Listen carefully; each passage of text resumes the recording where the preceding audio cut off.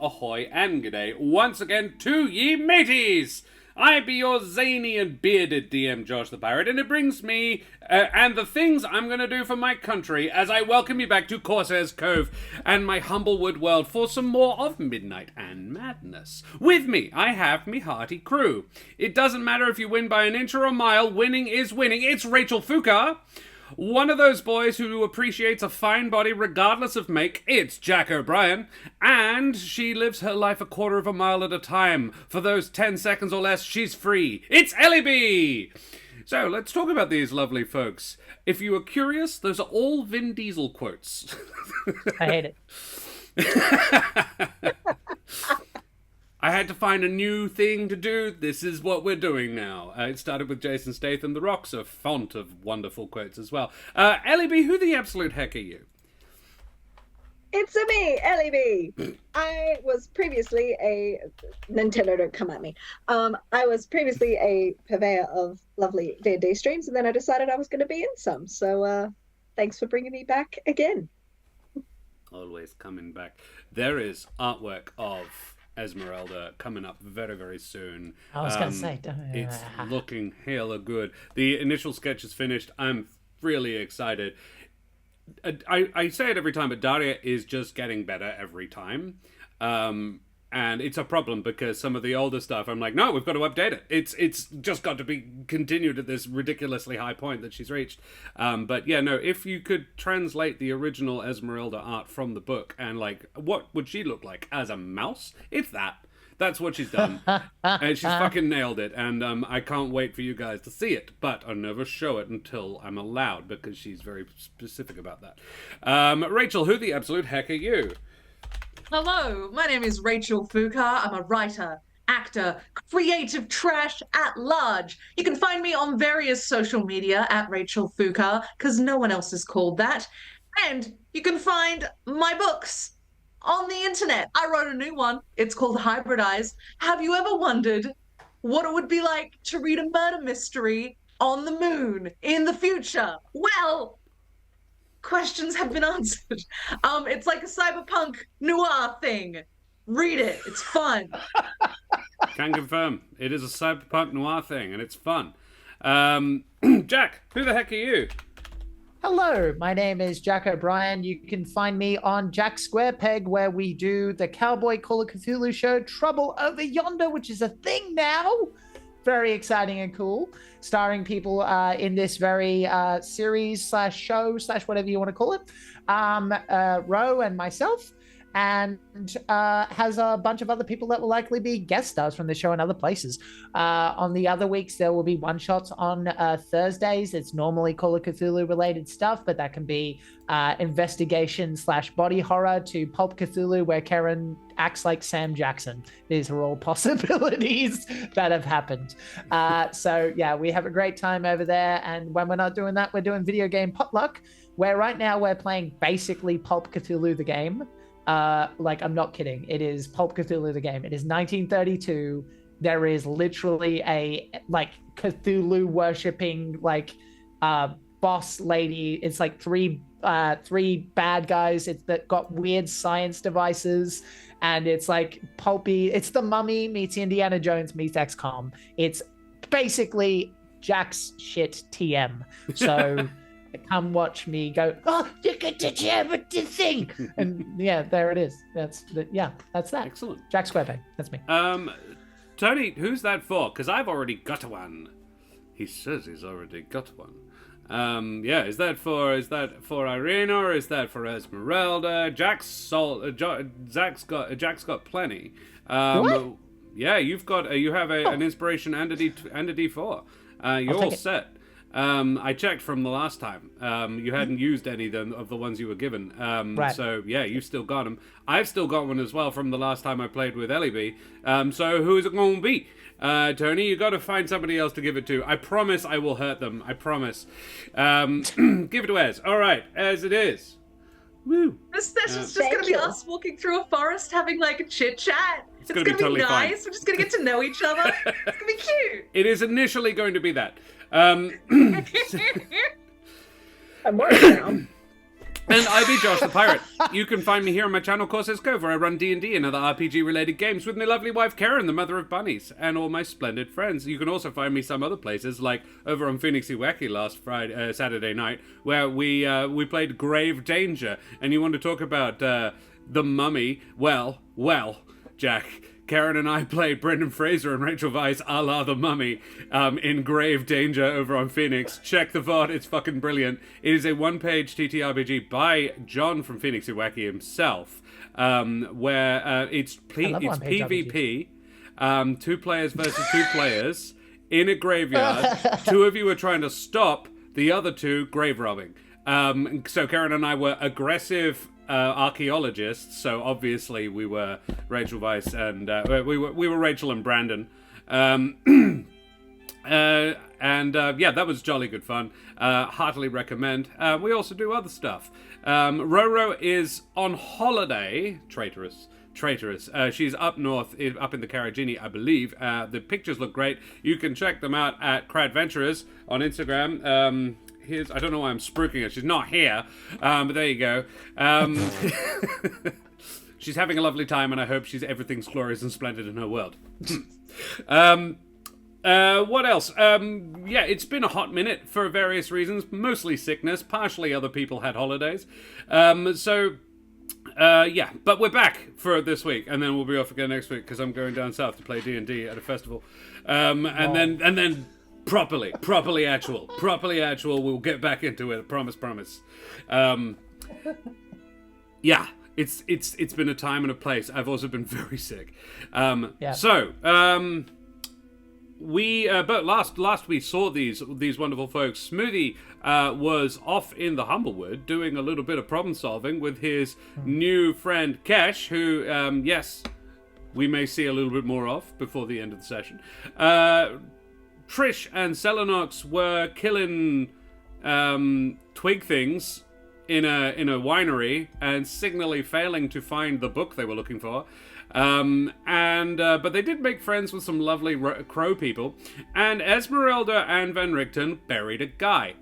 And also maybe killed a vampire. It was a good time. Everybody had times. Corsair's Cove, a D4 for Ro, you say? All right then. I will keep it for next time for her. It feels like a little weird, but all right. I will make a note of that. D4 for Ro. That's what happened before. But this time, gets a D4. Ezmerelda and her new friend Ireena Kolyanna are heading back to Krezk with the lovely Van Richten. And while Smoothie is having a nap in Brackenmill, and we need to find out what these people are going to do next. So I suppose we should crack on with it. Before we go any further, though, I do need to mention the Ukrainian people. They've had a really shitty 2 and a bit years now. It's been that long. Bombs are still falling on Kyiv on the semi-regular. If you have any spare pennies in your digital wallet, please consider chucking them over at the Ukrainian Action Appeal. The link is in chat. Any spare pennies you could donate would be gratefully appreciated, you bloody champions. We are wonderfully supported and associated with a couple of splendid sets of beans. Firstly, Wooden Forge, creators of WA and possibly even the world's finest handcrafted wooden tabletop accessories, like this gorgeous Jared dice box. They'll do laser engraving. They've got beautiful leather inserts for it. You can keep so many pretty click-clacks inside. If you check out their website, woodenforge.com/Corsair's Cove, you can even see some of their new stuff where they color print on the wood images from D&D. Very, very pretty stuff. Heartily endorse checking it out. And if you do, we get a cheeky little kickback, you bloody champions. So good on you, because I don't shill, but I do have bills. And we are also affiliated with Troll Lord Games, who are having a Kickstarter at the moment for the Castles and Crusades Reforged. They have made it completely OGL free, so they don't have to worry about any of that bullshit. Very smart of them. Support this entirely. Right. And they are also... The system is significant. It's D&D, but like it uses a lot of the same terminology, so you'll know where you are when you hear it. But it is much more rules light, much more flexible. and rather fun. So if you want to check that shit out, head on over to trolllord.com or the Kickstarter link in chat if you want to see the Reforged stuff. I've backed it. Looks like it's worth the time. Yeah, the Artist Series dice box. Yes, exactly. Fucking gorgeous things. And I genuinely haven't the faintest idea how they do it. And I've seen the machine, and I still don't know how. Cool. Alrighty. Well, that's all the stuff I need to shill. So, mateys, may the path back from whence you came be simple, easily marked, and enticing, and all your surrogate fathers be alive and well, as we head tremulously at first, and then with mounting anxiety and dread, into Burrowvia. I realized actually there was just now I realized that there's two of you that could apply to. It was not targeted at Jack. It was actually aimed at Ireena, but that's okay. Oh, that's good. So we return to Burrowvia and the road outside of Burrowvia, as in Burrowvia the town, not Burrowvia the region.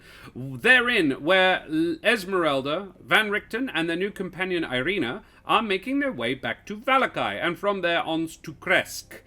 So, first, to aid Rach in the portrayal of a brand new character, I think we throw it out to the group, and we ask a couple of questions from Corsair's Cove's Better Getting to Know You table. Can I get 2 ! Roll space the number 50 in chat, and Ellie and Jack will answer a question about Ezmerelda from the perspective of a friend or possibly her older brother, Ismark the Younger, or Ismark the Lesser. You don't need to know a huge amount about this person. This is more about describing a bit about Ireena so that Ireena can figure out who the fuck she is. So we have Tank Hunter, got a 12, Terrace got a 1, and Tony Karlstrom got a 38. We got Terrace, Tony, and then Tank Hunter. That's cool, because we are going to need 3, because Rach is going to answer one about somebody else in a minute. But, first, Ez, do you want the 1 or the 38? Let's go 38. Excellent. Very well. 38. Number 38 is... You might need a hot minute for this one. Write a poem, haiku, or limerick about Ireena. God damn it! I'm the one that suggested that one. Excellent. Yes. Okay. Yeah. Give me a hot second. Yeah. Have a think about that one. Whilst Jack, what was the? Ooh, that's an interesting one. Okay. I don't actually. Okay. Let us say. Yep. So this is something I've stolen from Teens in Space. Okay, and yeah, modified. a little context might be appreciated. Yes, so, please. Because you're just saying, dice, I'm like, what? Okay, so in the in character creation in Teens in Space, you get the other characters answer questions about yours and helps build who the fuck they are. Yeah, Kings on Bikes, exactly. Yeah. So I think we did that for Call of Definitely. Cthulhu Halloween too. Yeah, I stole that. Yeah. Well, I have changed it and modified and expanded the list. Oh, yeah, so it yeah, is now you a added your own 50-pointer list. And number 1, the first question on it is, when was the first time that this person saved your life? So let us say you are answering from the perspective of Ismark the Lesser, Ireena's brother and the new Burgermeister of Burrowvia. When was the first time Ireena saved his life? Living in Burrowvia, I imagine there's a few occasions where it probably happened. I don't know who Ireena really is at this point. Like, what have we established? Well, this is the point. None of us really know a lot about Ireena yet. This Okay, is what you fine. can... She's a wizard. She's a conjuration wizard, but beyond that, we haven't really established shit. To be honest, I kind of like the idea of it being simpler and stupider. So, like, he's meant to be the leader, right? So, like, maybe he was the reckless kid out of the two of them and was climbing a tree, shouldn't have. The branch broke, and Ireena found out she had magical talent by basically casting Featherfall and not realizing what she'd done, and kept him from like he still broke something, but like could have died if she didn't did that, essentially. Let's say that. I like it. Alrighty. So it's sort of the first inception of Ireena's magical powers came at a relatively young age, probably no more than 10, seeing her brother falling out of a tree, and she featherfalled him. I leave it to Rachel to decide whether or not Ireena had been quietly studying that on her own, or she just sort of has a natural talent for it. How are you going, Ezmerelda? Ellie B? Are you writing a haiku? You had 30 seconds. Where's your damn haiku? You will have a limerick. Just let me find something that rhymes. Give me 20 seconds. No, all good, because I'm going to throw this to Rach now, because everybody gets to suffer. Rach. Fabulous.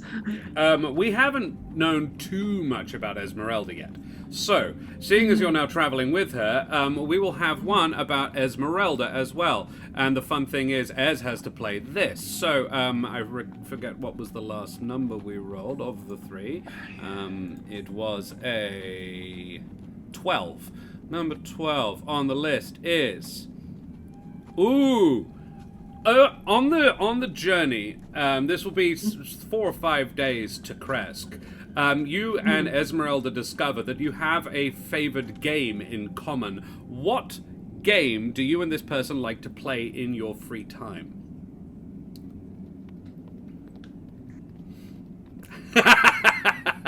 Hopscotch. Two truths and a lie. We get messy with it. We're just I a love couple it. of messy bitches revealing stuff about each other, trying to fuck with each other, and it's so fun because she's had a wild, insane life, and Ireena seems like she hasn't, but has gotten up to some mischief. That's what we do. Two truths and a lie on the road. Two truths and a lie. Excellent. Yeah. It starts at Van Richten proposes I spy, and it radically shifts instantly. Yep. Yeah, I love this. All right. Fantastic. Cool. See what I mean about sort of character building? We now know something properly funny about that. Okay. How you going? Take care, Tony. Thanks for joining us. How you going, Ellie B? All done. A poem about Ireena Kolyanna. Yeah. There once was a wizard named Ireena who helped stop the local priest's son being a feeder. With courage and fear, she left all she holds dear because our quest seems to really need her. Excellent. Beautiful. Top Beautiful. shelf. I'm gonna pop you a D4 there, Ellie B. You played yourself and it played out very nicely. Excellent. Thank you very much. Great work. And problem is, I have to import the actual image because this is a sort of a not standard. Boop. There we go. Okay. Glorious. Well. So, Ireena hasn't traveled a huge amount, has always been a bit of a homebody. She was found wandering in the mists at the edge of a wood, halfway between Valakai and Burrowvia when she was around 7 or 8, and was adopted by the Burgermeister of Burrowvia himself. Kolyan was his name. He unfortunately passed away recently. About a week ago, and Ireena refused to go anywhere until he could be buried. But she really couldn't leave the house because, unfortunately, she has a striking resemblance to Tatiana, Strahd's ex, sort of not girlfriend at all. She was actually had nothing to do with him. He just really liked her. Objective of infatuation, as Karen points out to me. Yes, exactly that. And that caused real problems, so Strahd sent animals and stuff to harass her, because that's what you do when you like a girl, right? It's always worked for me. And, yeah, the stress of this. Yeah, Karen she's got some odd kinks, Ellie B. Thank you.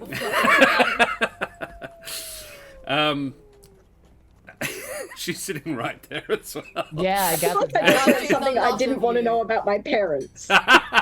Literally what this feels like. I'm waiting for a slipper to like come Yeah. from that side. Chunkler. Yeah. So she basically she was housebound until they could find someone to whisk her away. Not in the dead of night, because that's actually when Strahd is the most powerful, but probably in the middle of the day. And so, yeah, she has been bundled up and loaded onto Ezmerelda's cart of wonders. And as Ireena and Van Richten are heading back to Valakai with all speed, which is where we find them now on the road. Ezmerelda and Ireena have probably just finished up another round of Two Truths and a Lie. And Van Richten has been sitting there quietly, not engaged with this. He's like, it would be very dangerous for me to engage with this. I don't like being bound to be truthful under any circumstances. Ireena, what?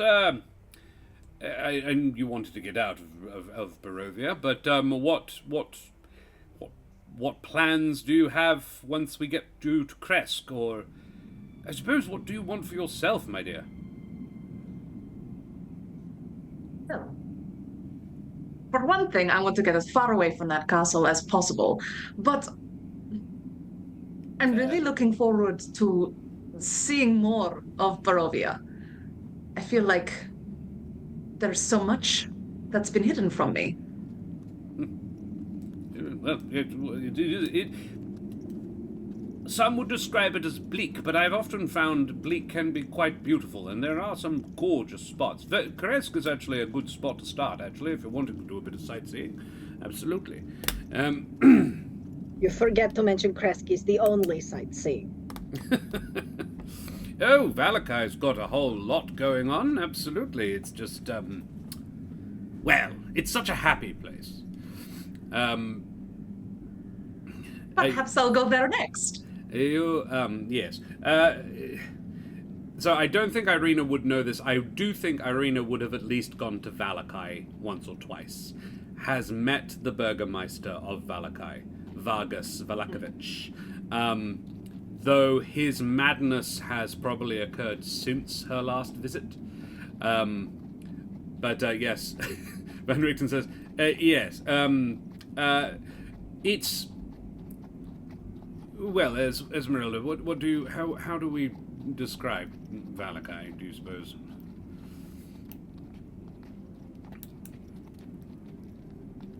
I guess you put it succinctly. The happiest place on earth.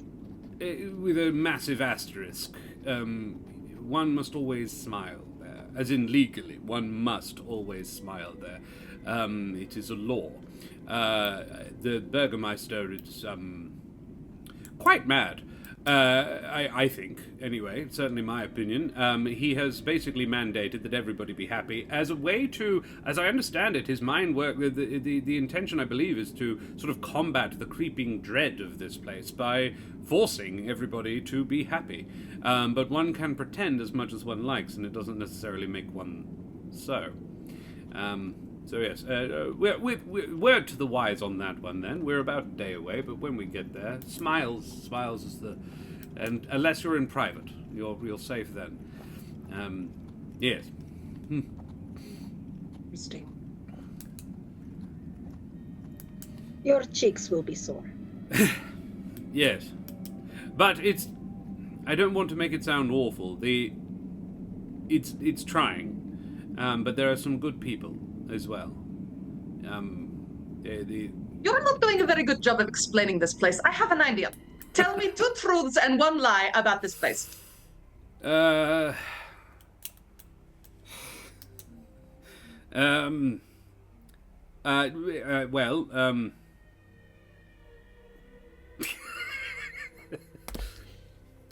It's the local inn is run by were ravens. The toy shop contains within it a perfect replica of the Burgermeister's mansion in miniature, and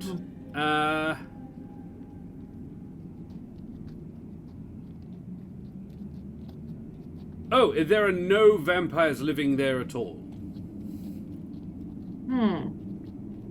Well, really right now, the thing about the toy shop is true. People are so weird about Burgermeister's houses. They want to know how big are the rooms, how many bathrooms. It's ridiculous. So that one is true.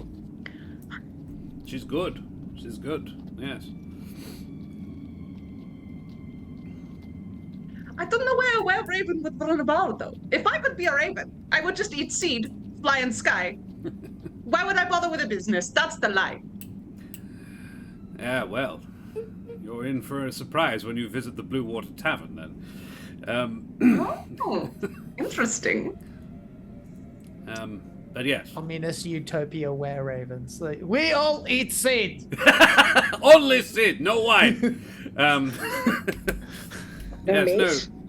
Some of the best friends you can have in Burrowvia are actually the owners of the Blue Water Tavern.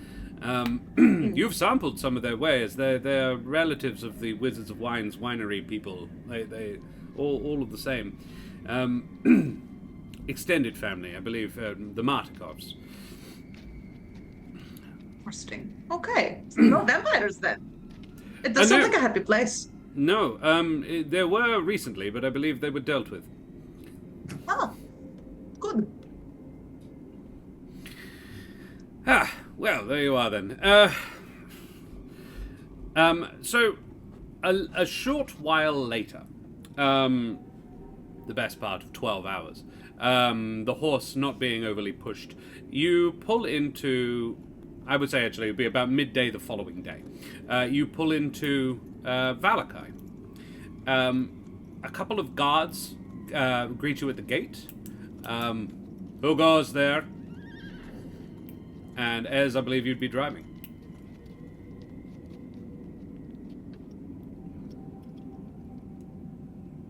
Who goes? You know my cart by now. Do they know you as Ezmerelda Devenia? That is questionable. Look, I know the cart, but not the face behind it.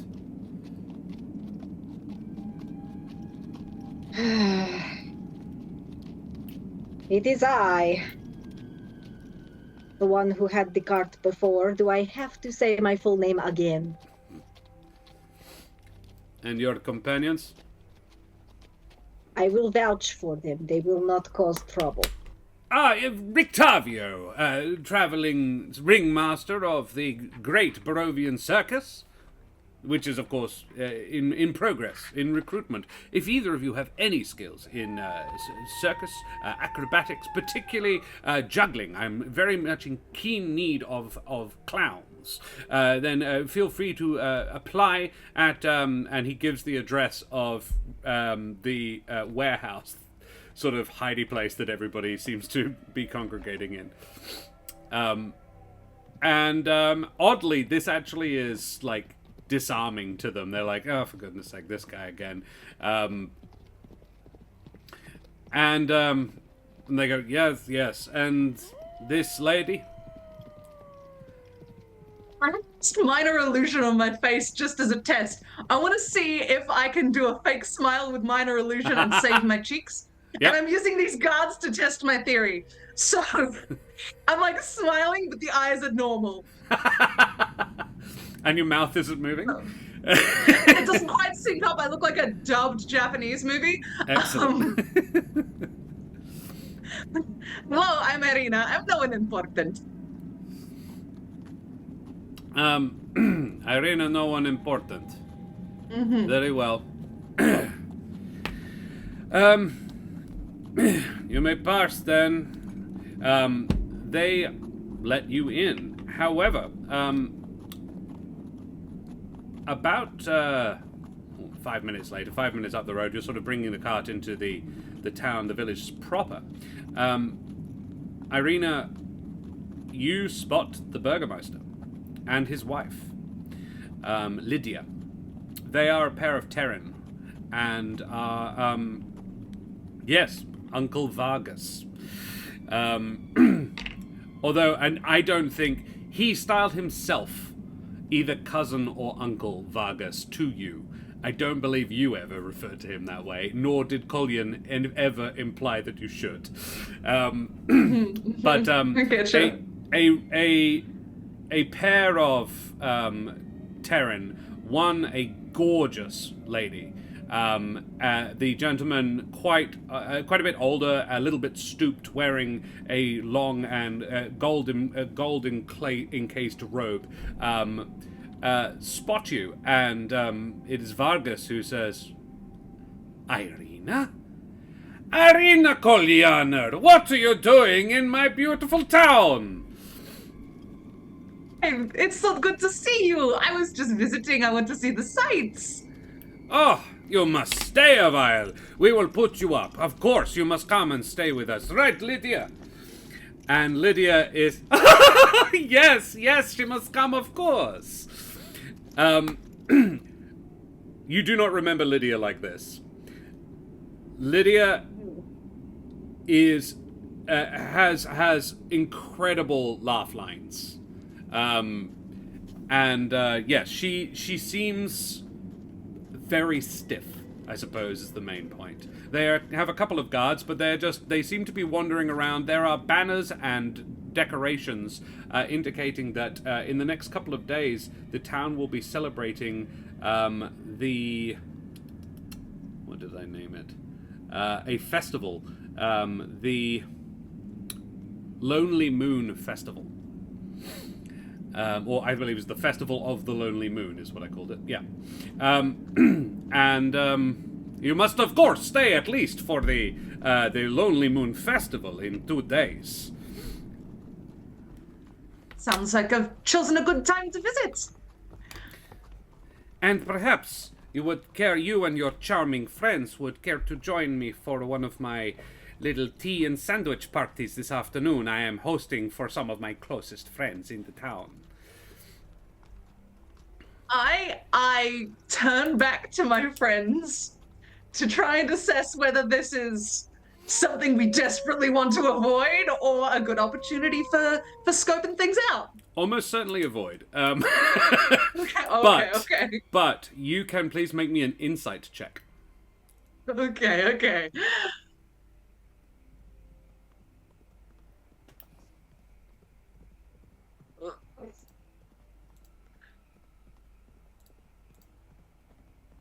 A 12.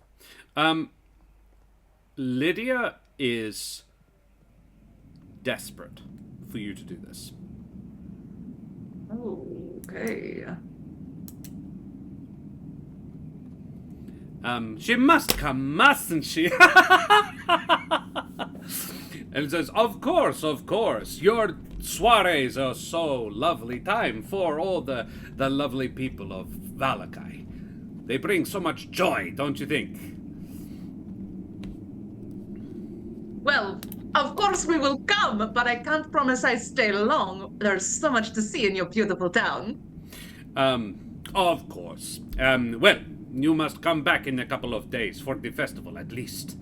And Ezmerelda, as quickly as politeness is possible, whips the reins and you guys carry on.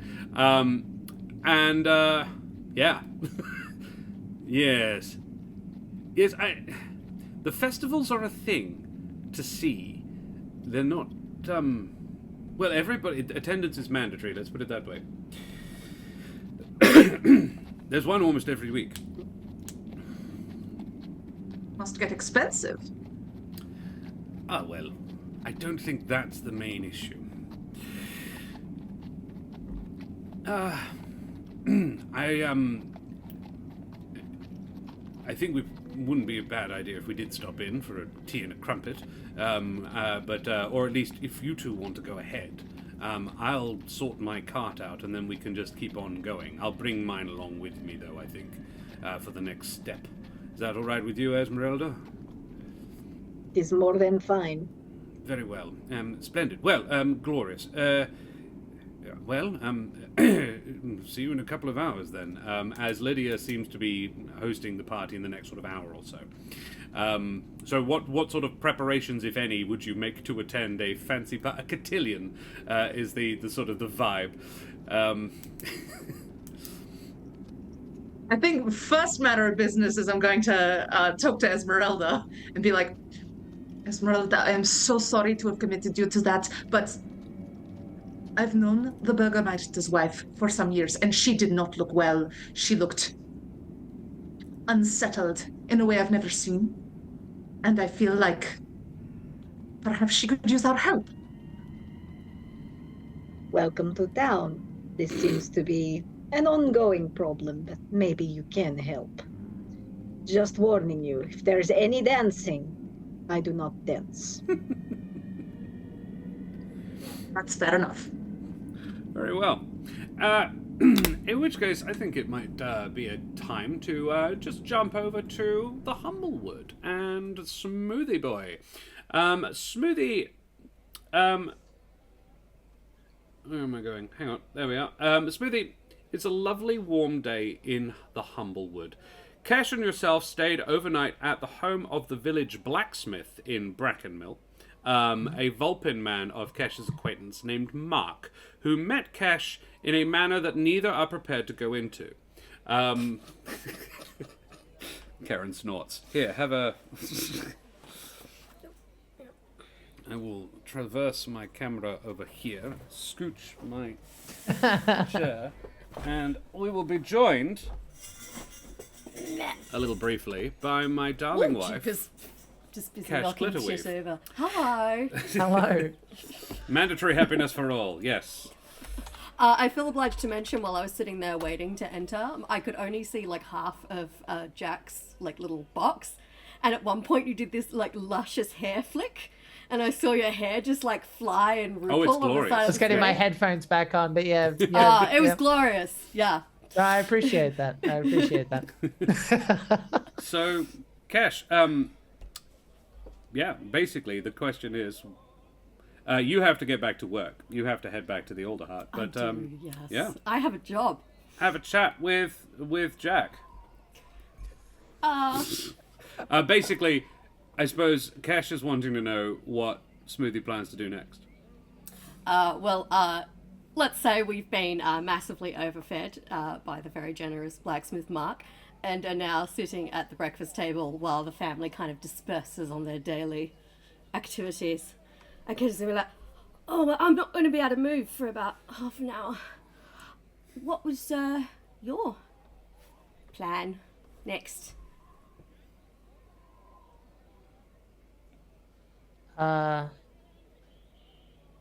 Plan. Can't just be the rest of the day. It doesn't have to be, the rest of your life as you know it.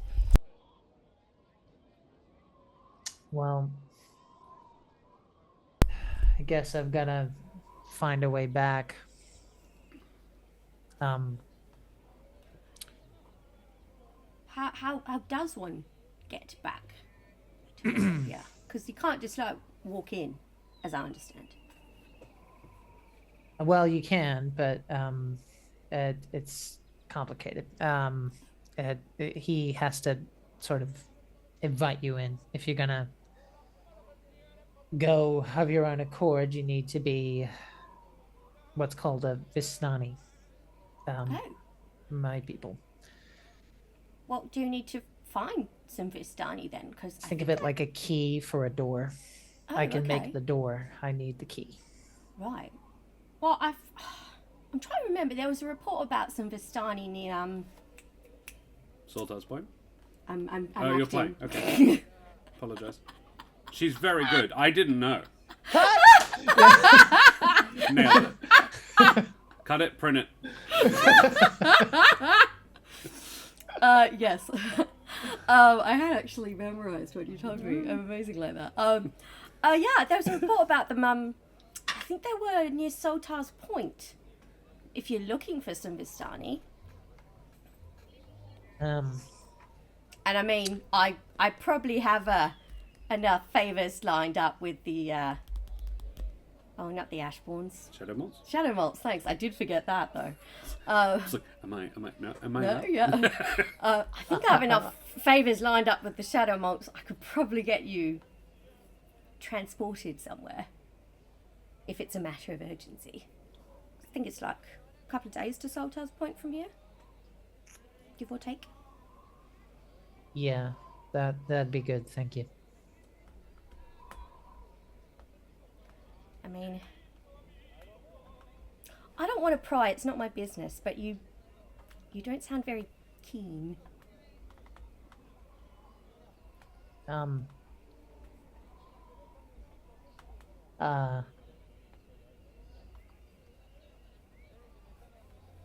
Jack is buffering. Smoothie would not be. Okay.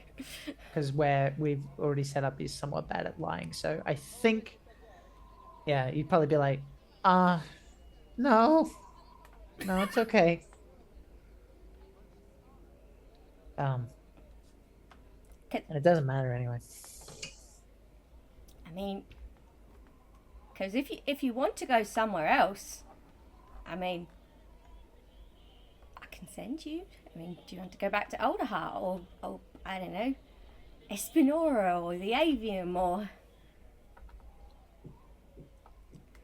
somewhere sunny? Although it's actually quite nice today. When you say transport, what do you mean? Oh, they do the magical thing where you go flump and then you reappear somewhere else. They go flump? It's how I describe it. I'm sure there's a No, I don't. technical- I don't know. I don't. I'm actually asking. Is that what they do? Yeah, they kind of do a little magical ritual, and then you say where you want to go. There's a And they flump. say flump?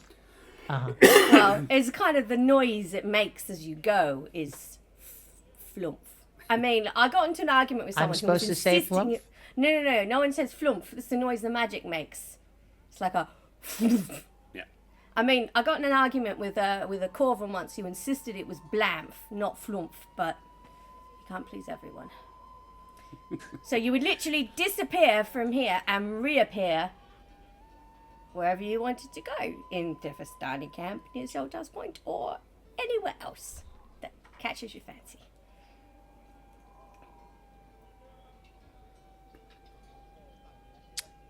I'm going to roll in chat.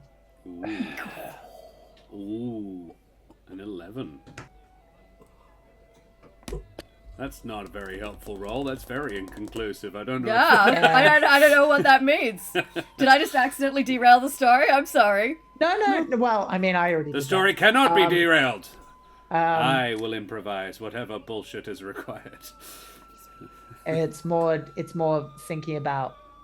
Yeah. Okay. Just to keep things moving, I think he will probably say, "Do we need to go somewhere first to do the flump?" Yes, we'll have to go visit a very esteemed Corvan house in Brackenmill. Uh-huh. But they know me, so it shouldn't be a problem. And if And I if it went is, I'll pull rank. somewhere else, Mm. would I be able to get to the place you're talking about? The place with the Vistani quickly or not? It's about a day and a half away from here. It'll take you a day and a half, 2 days, depending on the weather, your pace. If you want to go to Salthouse Point from here by more conventional means. No. What I'm asking is, if I made a detour somewhere, could I be flumped twice? Is that a thing? Yeah, probably. Like, as in, they could. Yeah, if he comes back when you're not here, you can leave instructions. Oh, right. Gotcha. I think It might be in the Going with that. older heart if that helps. I saw some people wearing glasses there. They seem smart. Can the tenders... Actually, so I think that's his way of saying he saw magic people and I mean, you interacted were with them. teleported here in the first place. Yeah. I'm Yeah. trying to remember who Like, did you've it. absolutely experienced this before. Yeah. I mean, From the older heart, yes. yeah, I guess. I mean, I know people in the older heart who can organise teleportation sort of stuff as well. Havel. Could Do it. Yeah. I?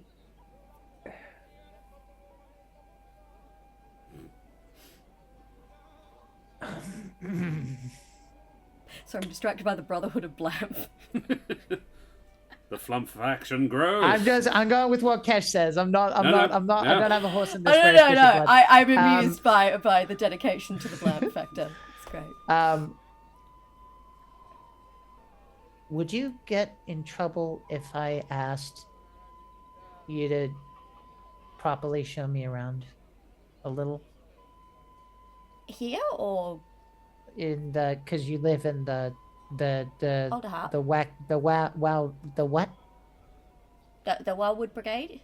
That O- oh Older no, Heart? that Alderheart. Yes, Yeah. The big tree one. that's where you live. Yeah. I know you're busy. But if I can, this it'd be nice to learn a little. Oh, sure. I mean, if you... If you got work to do, I understand. You could just write me a list. I can't read. Tell me a list. Look, we could go back to the older heart, and if there's nothing pressing on my desk, I'll be happy to show you some of the sites.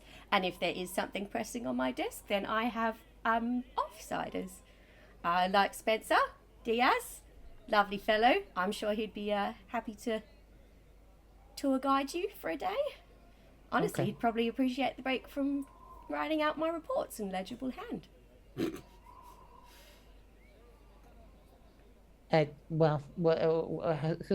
Whoever. I don't want to be too much of a bother, but Oh, I'm just like, or I could just be like, oh, you should go see Granny. Iari, you'll love her. Oh. No, I'm not that mean. She's a very busy lady. She's She's literally the she president. would tell him to fuck off. No, I'm not that cruel. if you said Granny, that'd be an interesting reaction, actually. Yeah, the Granny title sits very oddly on Iari. No, I'm Yeah. not even going to suggest that. That's too cool. The place he'd be fascinated to go to is the temple in the roots. Actually, Julia could show you some stuff that'll blow your little Terran mind. Unfortunately, Julio is in Espinora right now. Oh yeah, he is an Espinora. But there's a perfectly serviceable priest down there who. Oh yeah. Well, either way, if Mihai or we're going to the same place and it's easier enough for me to go somewhere else quickly, then Yeah, I mean, if you want to come back with me to Idaho, you can do whatever you see fit to get done there, and then I'm sure I can rustle you up a flumphing or a blamphing across to Saltar's Point. Oh, why am I talking Is like it flumping or blamphing? flump? Yes. I say flumphing. It's technically teleportation. Well, then stand to your principles. I've been told. Be strong. Yeah.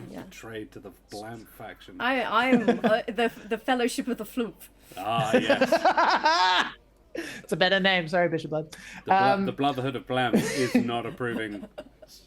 A flump is something totally different. That's correct. This has gotten very silly. The I'm noise sorry. a That's mattress legit, makes correct. when it moves. Yep. Cool. Yep. Let's Cool. do that. All right, you head to the Shadowmeld estate. None of the Shadowmelds you know are there. Actually, no, I tell a lie. Aria would be there. Eric's mum, who is convalescing from a sort of being possessed a bit by a death elemental. It was a thing. And she greets Kesh warmly. She's being pushed around in a wheelchair, one of those sort of wicker ones, with big wheels by her husband. I think his name was Arthur? No, something like that, though. August. Might be August, yes. I don't know And my notes. pair of Corvums, sort of older but not old Corvums. What my students would describe me as, I suspect.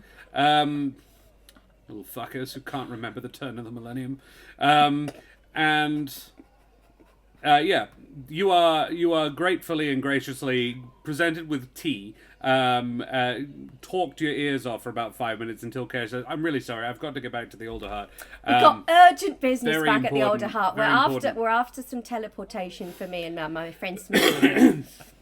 The only course, thing of I course. think I would say, if this is like an older person, like I think that the sea would probably gel. Like I imagine if this was like the modern world, this would be a kid that would like have like if I can actually relate to this somewhat. Jack, when he was very young, when he was about 12 years old, he made the decision by himself to visit his grandmother in the nursing home, and I became mates with everybody. So this is where the character and me are one. And so he would just be like, "What? Oh, we okay? Bye." She's not as old as she looks. She's had a rough couple of years. Yeah. She was basically had terminal cancer. I didn't know and then how it old she turned was, out but there it was, and then it turns out it was actually just possession by a death elemental. So yeah, she got better. but they had to kill a death slot that was in her a bit. Just because this is a fun fact about me for all of you. The very first romance novels I ever read were Mills and Boons that were given to me by an old lady in a nursing home I volunteered at through my school. I don't think she realised what they were. She may have forgotten. She hadn't read them. Oh, right. So she gave them to me. Very well. So you get blamfed or flumfed back to Alderheart. Rachel will probably rejoin us in a minute, I imagine. One hopes. Yeah. What would you recommend? That you get. And are back... you coming with me, or are you getting back to she's work? going with. She has to, but you will get back. Discover that you have about 2 hours of shit you need to do. That it has to be cash due. But after that, you're free. So by lunchtime, you'll be available. But if you detail Spencer off to take Smoothie somewhere, he'd happily. And like Spencer and Smoothie are around about the same age. Oh yeah. Spencer is a feels little Luma guy, and bravery and valor beyond his size and abilities. It's very much beyond his abilities. Well, I will instruct Spencer to escort Smoothie down to the roots so he can see all the fun magical Bit of the temple spot. shenanigans happening down there, and then I think I'll take him out for lunch at the Hung-Drawn and Quarters. Righto, Major. Sure. All right. Well, Mr. Smoothie. There's a very cool temple. Actually, you'll really like it. Come on. I know temple sounds a bit lame, but trust me, this one is weird.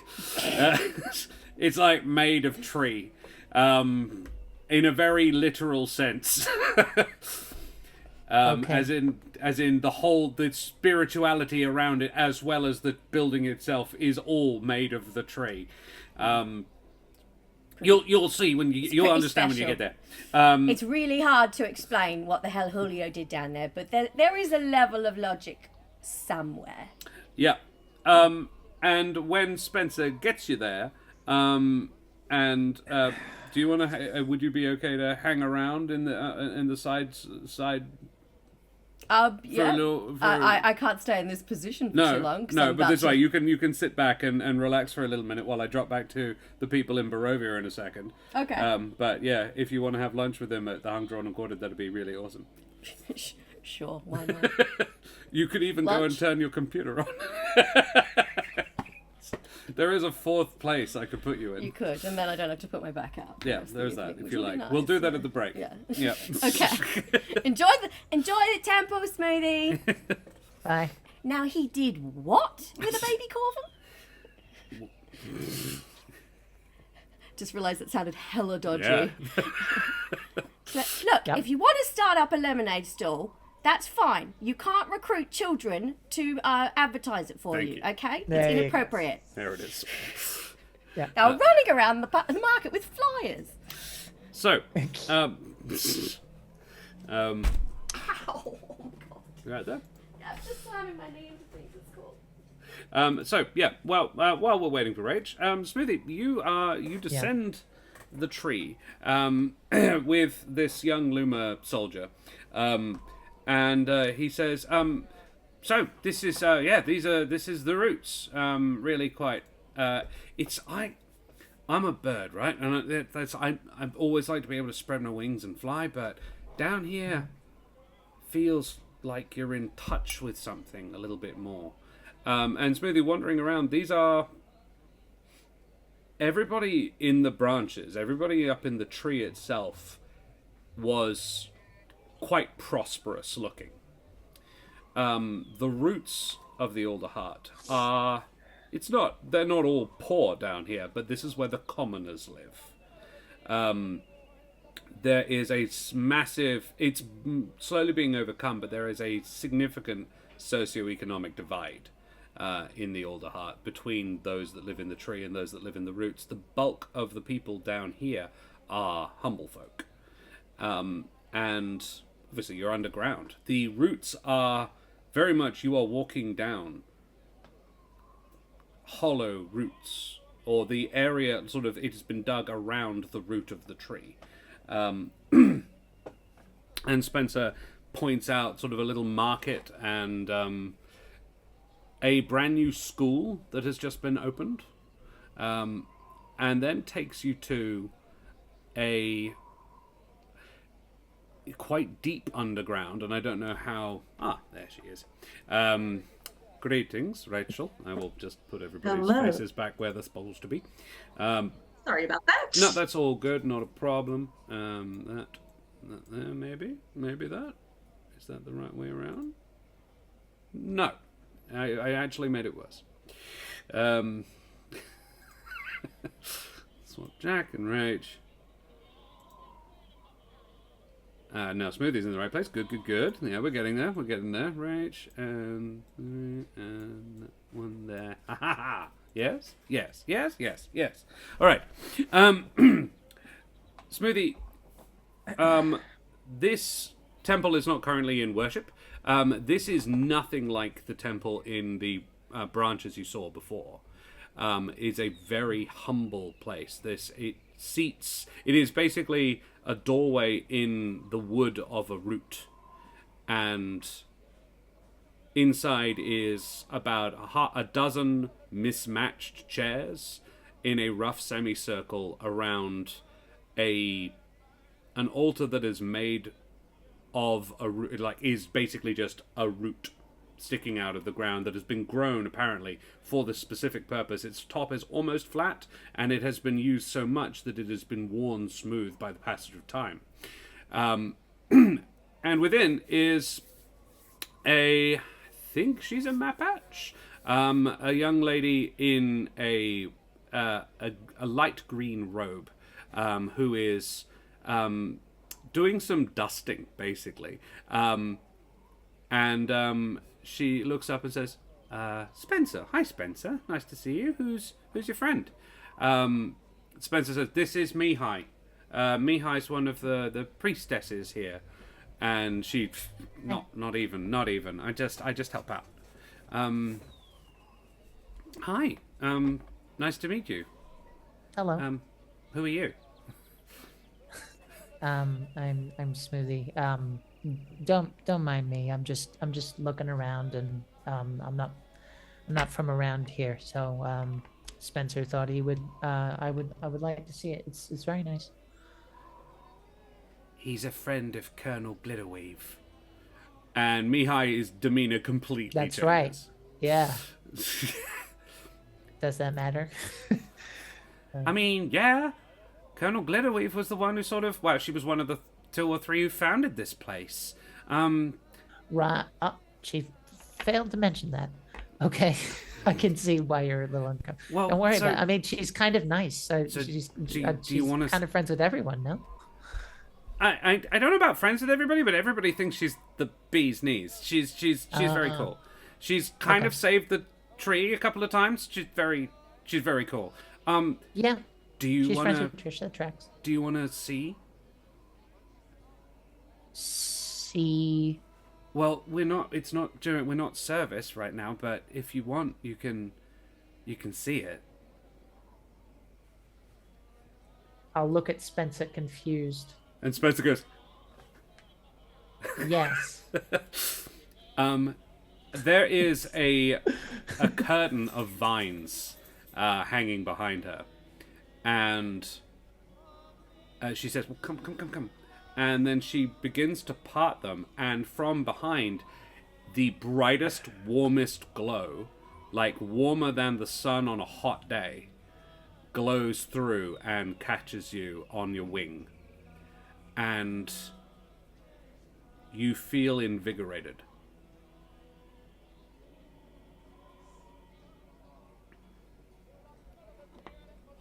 No. Oh, you've got to come all the way in. I do so. And sort of, she pulls back the vines, and there is like a hole, literally just a hole. It's been dug through the wood at the back of this room, and within is a pillar of yellow light. It has at the top and bottom, it has vaguely like roots that seem to join with the roots of the tree itself. And this is prior to the events of some of Midnight and of Humblewood of Elements and Evil. So it is still very yellow in here. And yeah, the whole place is just suffused with this incredible light and warmth. It's like taking a bath in light. And she says, "That's the life node." The what? And I want to be clear, whilst daylight would hurt your eyes, this doesn't. This doesn't. Okay. This has no effect on your sunlight sensitivity. Interesting. I don't think he would have any context for what he's looking at. These are not words that mean anything to him. So No. he will just go along and just go, okay. He's not being impolite. He's just like... She's like, "You're not from around here, are you?" No. Okay, so... how to explain this? The tree is a lot bigger than the other trees, right? This is why. Maybe. Yes. Yes. This is So- why. Okay. What do you know about the elemental planes?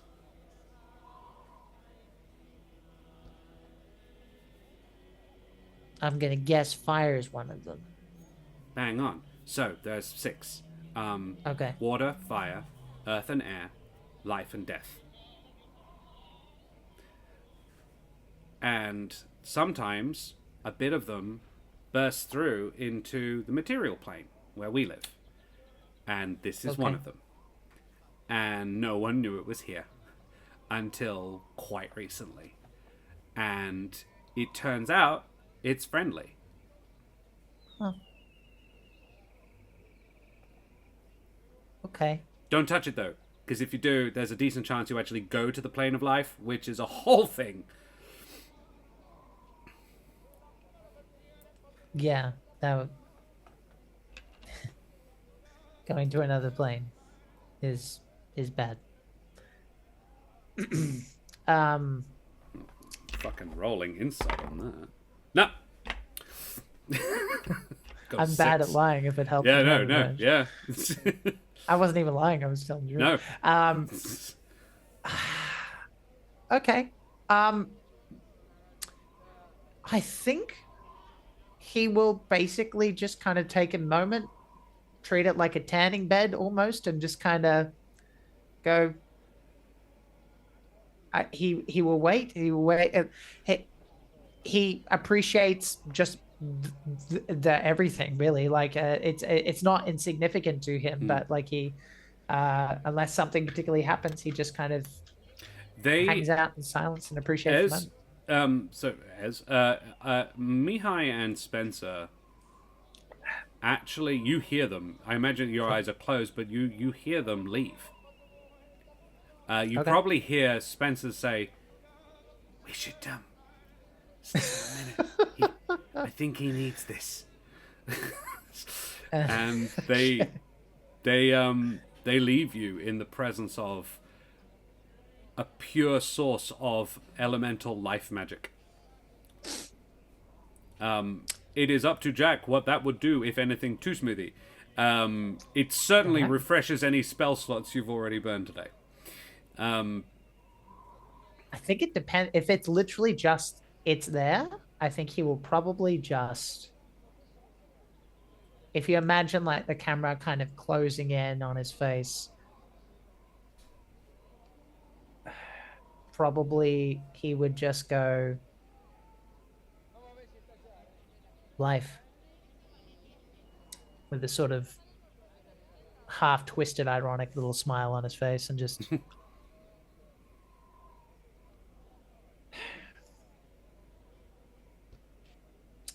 you're not making it any easier, Tree. Make me a religion check, please. Okay. I forget he's shit at these, but yeah. It's +2. I mean, it was an 18 and then it was a 4. Oh, Yeah, I have inspiration. I'll use it now. Who cares? do that. Do it. You're not using it, or you said you? I am using it. Okay. That's an 8. Slightly better. 8. Oof. Okay. Should I add a D4 to it? You can. I'm not going to tell you not to. I think it's a good idea. Yeah, sure. 11. 11. There you go. All right. Considering. Yeah, it's pretty good. You feel in your feet, where your feet touch the wood of the tree, you feel a huge voice. No. And it doesn't say so much as you feel the words home. And it's not, it's an offer.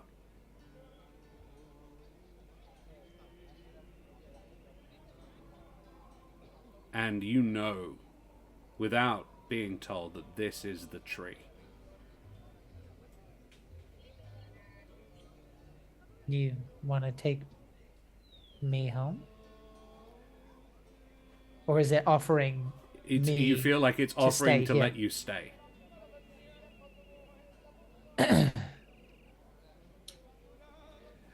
Then you hear pain with undertones of sympathy.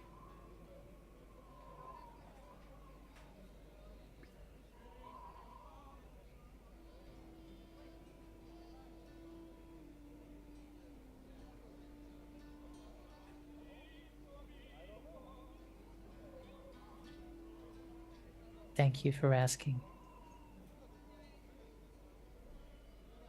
You're the first thing that ever asked.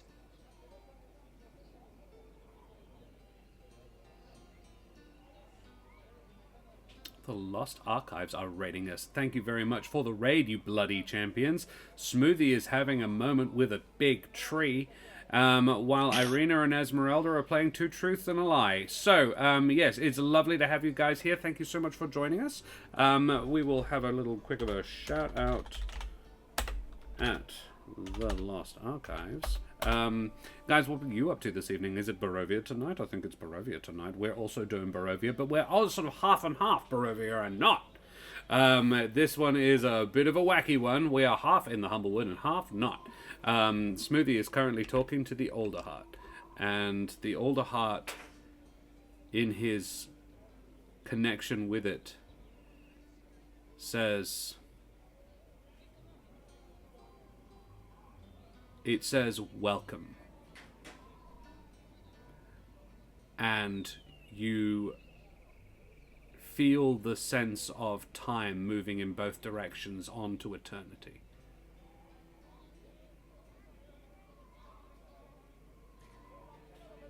Tell you what, if you feel like doing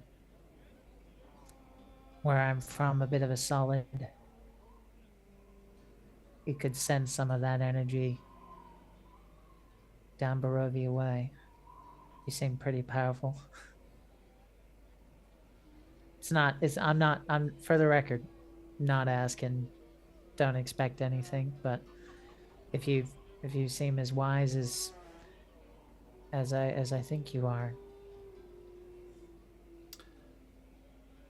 it'd be nice to have a reminder. You hear the word balance. And it is suffused with regret.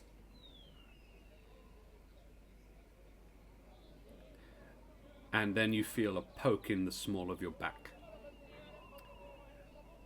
And a twig has grown while you are standing there. And at the end of it, it has sort of curled and grown into a leaf. It's the twig itself is forms one edge of the leaf, and the leaf is sort of formed within it. And the leaf has formed has striations to look like feathers. And in the center there are 3 holes that appear to be stars. And the twig, as you turn, snaps off and floats to your feet like a sycamore seed.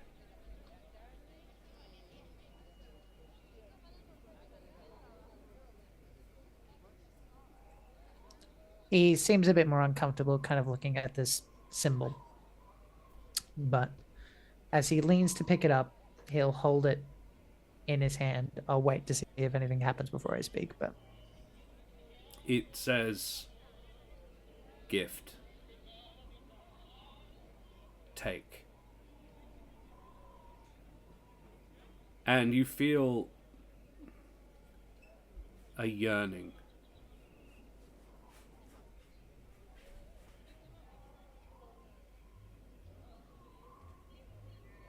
I will.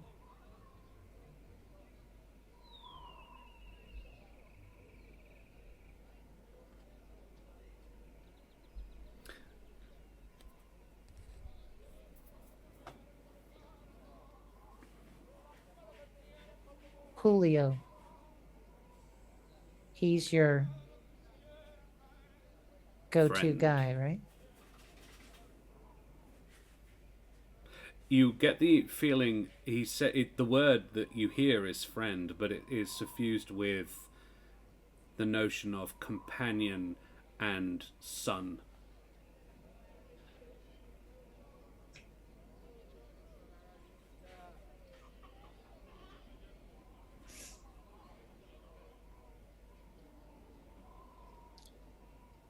He's alone. He'll say, he'll show the symbol, and he will just go, I expected him to call since I came back. I had questions.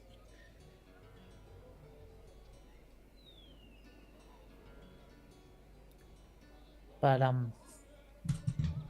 I guess he doesn't want the conversation.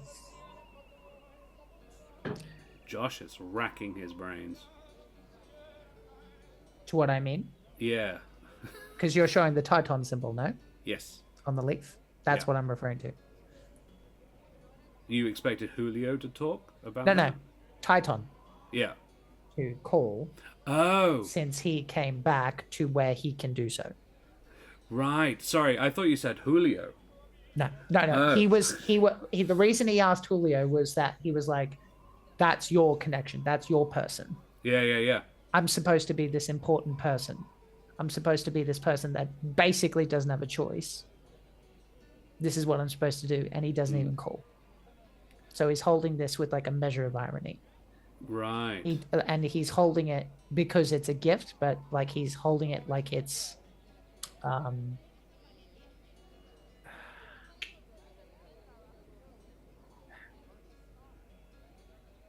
like how you would hold a garbage bag, like very, very lightly. Not because the gift is bad, but because of the symbol that he The has on it. He's symbology, very yeah. uncomfortable. The tree says desire.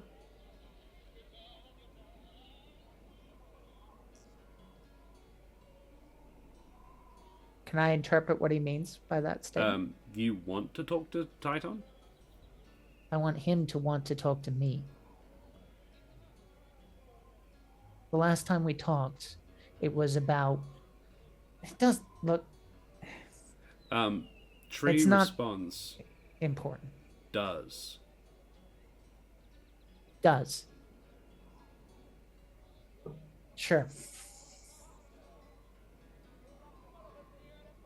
Thank you for the leaf, sir. That is a +1 spellcasting focus. I already have one. Oh, really? Okay. Then it's a +2 spellcasting Okay. focus. There you go. Yeah. Yeah. That actually makes about sense. Yeah. You're at level 10, you should, or level 9, you Yep. should have something +2. Yeah. Yeah. Okay. Yeah. The tree You hear one final thing, and you hear the tree say, "Tell." As in, I will. As in, I should tell him. No, the tree means to tell Titan. Don't. No. No. Please. He knows I'm here. He didn't want to talk to me. I don't know why. It doesn't matter. Fine. The tree says, not want, can.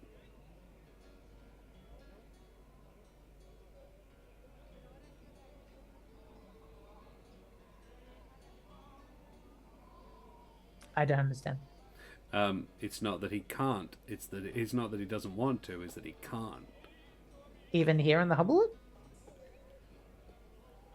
They aren't gods. They are amaranthines. They are less than. They are not. I've literally had a powerful. conversation with him though, so Oh, it's sure. not. Yeah, no, it's no, not. yeah. So, yeah. So Smoothie doesn't buy it, for better or for worse.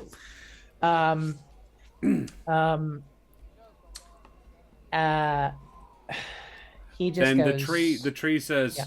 not deserted.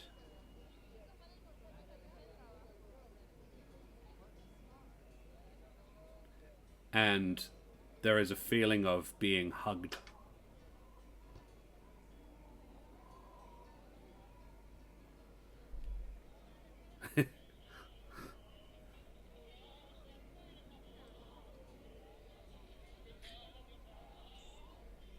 Thank you. Very well.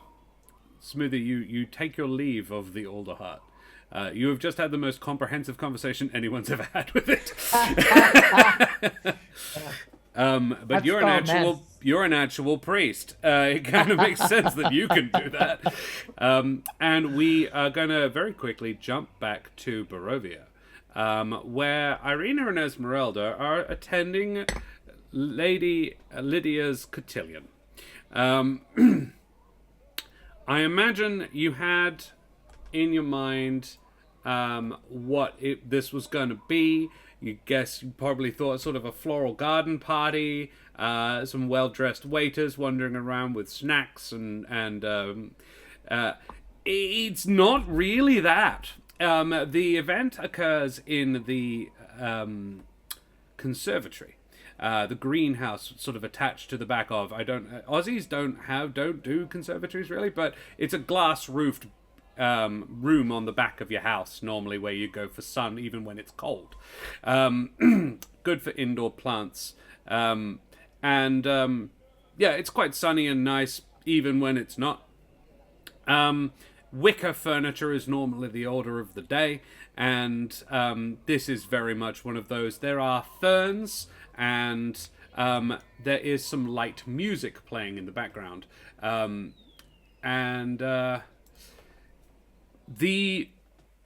is the sort of the extent of the fancy. However, the rest of it is, there is a table along one side with several pots of tea. I believe the word is a samovar, where it keeps everything nice and warm.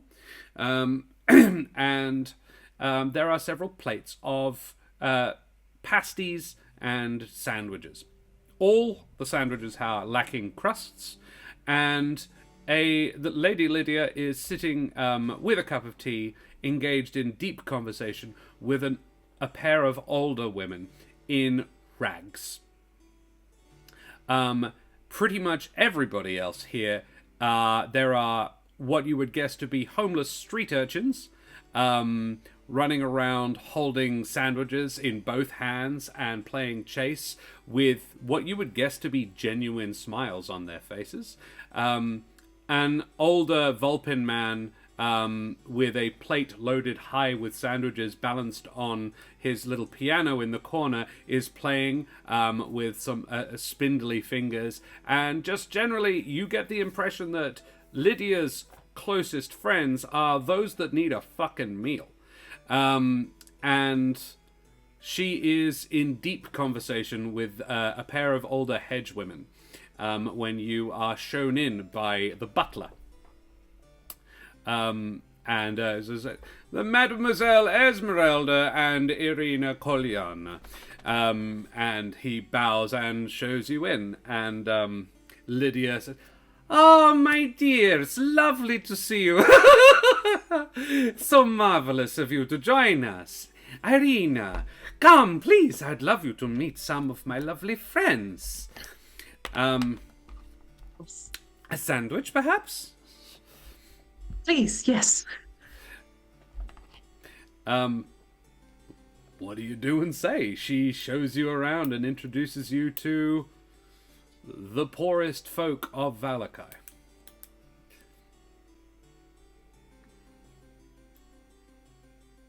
Is her husband there? No. Okay. Though it is almost certain he would know what's going on. But this is her business. Her thing. And it makes people smile. So he fucking loves it. Fair enough. How have you been? It's been some years since I've seen you last. I have been so well, my dear, and it's lovely to see you again. It has been too long, you are correct. I hear terrible news about your father, though. You have my deepest sympathies. It is so sad.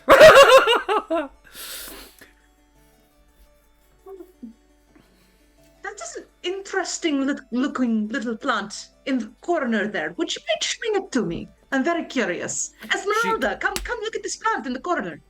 She takes you over to it, and a discreet distance away from any of the other folk who are really... They seem to be talking to her mostly because she wants to talk to them to be seen to be talking to them. They're quite happy to let you take one for the team as far as they're concerned. The laugh is not a choice. The laugh is dictated in the book. Oh, goodness. Oh, fun. Once we... Hang on, we've got to find the thing.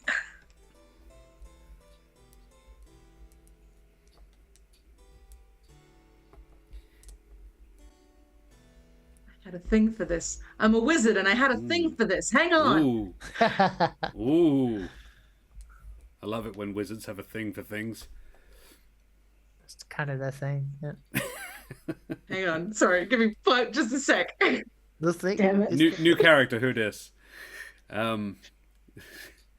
She takes one of you on each arm, like she sort of, you know how you walk with arm in arm. She takes one of you on each and parades you slowly towards a very normal looking fern in the corner. Look, I assume there are exotic, No, that's interesting fine. looking things. You have interrupted me eating a sandwich to show me greenery that is also outside. I am so glad to talk to you, though, both.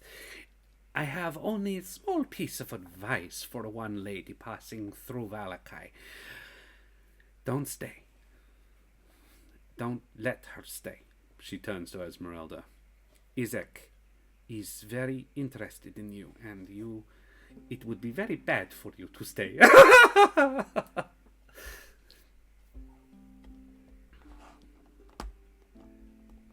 Do not allow her to come back. Rach, did you find the thing? Never mind, we're doing it anyway. Oh. It's fine. No, she is fully capable. She is fully happy to be honest with you. She, yeah. You can inside her if you like, but yeah. Lucky for you, Right, the we spell- were not planning to stay. What's the spell? It was like a little private sanctum spell. Like, we can't be detective once we're in the little bubble. That's a good idea, though, actually. It would basically ensure that no servants or anything do overhear your conversation. If you want to cast the thing, that would not be the worst thing to cast. Yes, but I don't think I set it up properly because I've not played a wizard in ages. That is all right. Is it Mordenkainen's Private Sanctum? Is that the one? That's the one, yes. Yeah. Let us say you have cast Mordenkainen's Private Sanctum. Oddly Perfect. appropriate given where you are. for reasons you may determine later. She says, So, "Oh, that's very clever of you, my dear."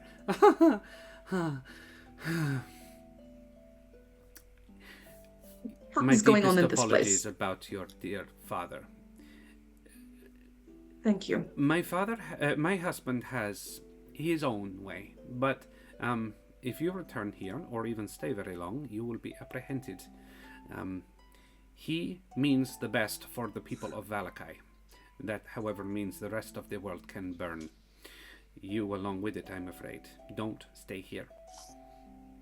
However, it is not him that you need to worry about. It is Izek, his henchman. Izek saw you in the town square. You may have noticed him as well, a hedgeman with only one arm. The arm he has, however, makes up for the fact that there is only one. Very odd, large, scary. I don't care for Izek. He does live in the house, however, and he has very good hearing. So, it is good that we are all just girls here together. Why would my being here harm Valakai? Why would that make a difference? I'm not sure I understand. Your appearance is quite striking, my dear, and Too hot. it is known that there is someone looking for you. I believe my husband would bargain with you. And not with you. Simply you're a token, a piece. And I'll not have it. I know what it is like to be trapped into a situation you cannot escape from. I will not have it for another.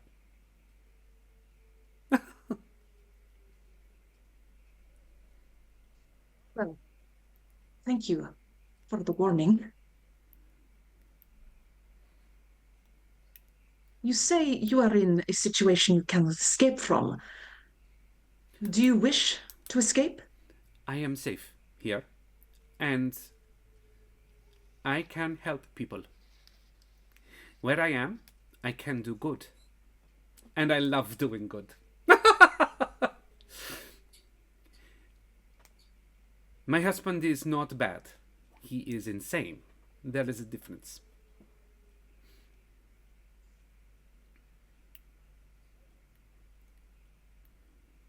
He would never hurt me. He loves me. And a time not long ago, I loved him too.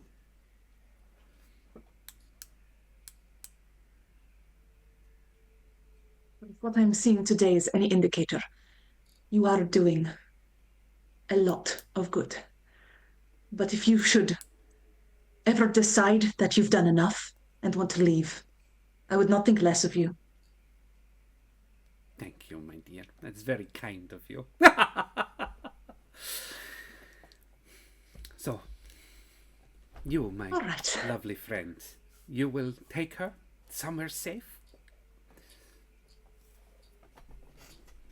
We will take her. I cannot promise it will be safe. Not yet. But soon. That is all I can ask. My thanks to you both for coming to visit. My question is, will you cover us leaving? My husband will not stop you if you go today, as long as you promise to come back in a couple of days. He is oddly naive. Thank you for the warning.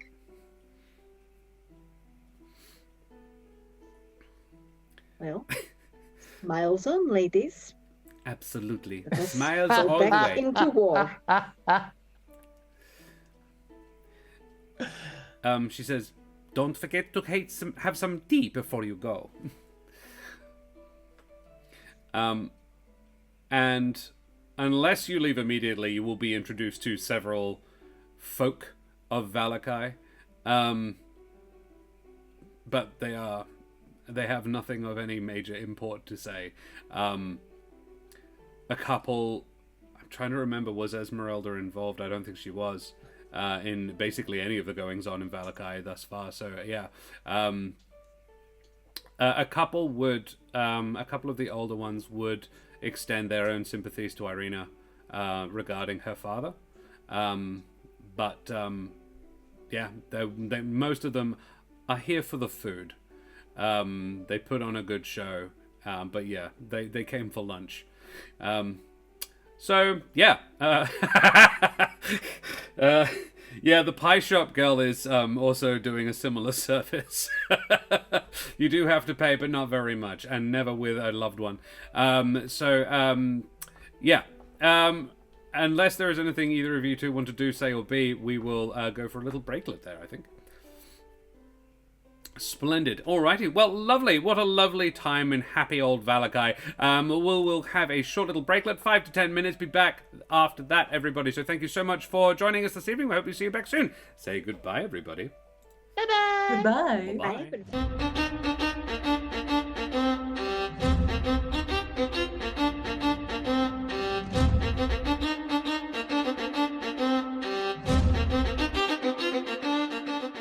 Vast ahoy and good day once again to ye mateys. We are back in the Humblewood / in Burrowvia. We're doing both at the same time because fuck it, I like a challenge. Yeah, Karen has very graciously agreed to step in and be a little bit more of a character in this than was originally intended, which I kind of love. Yeah, because it means I get to play D&D with my wife. It's fantastic. We've been raided by the by Realm of Rust. Guys, thank you very much for the raid, you bloody champions. Avast and ahoy to ye mateys. Let's have some raid emotes up in chat. Thanks for joining us, champions. What were you guys doing? Let us also have a exclamation mark shout out at the Realm of Rust. Realm. Or is it just Realm of Rust? There it is. Actually, question, is it of Russ as in Lehman? Or is it just the Roos? Or some other form of Russ that I don't know. Are you named Russell, for example? There could be loads of different reasons. I'm curious. Because the Realm of Russ would be, if it's Lehman Russ, that's very cool. Wife girl is in the house. Greetings, all of you. Thank you so much for joining us this evening. We will get back into it. They were playing some D&D. Tell us about your game, Realm of Rust. What were you playing? Hey, we were making a map. Ah, fantastic. Wherefore, what are you doing? What manner of game are you playing? I'm about to try some Koolberg peach beer, non-alcoholic peach beer. Ooh, that's very nice.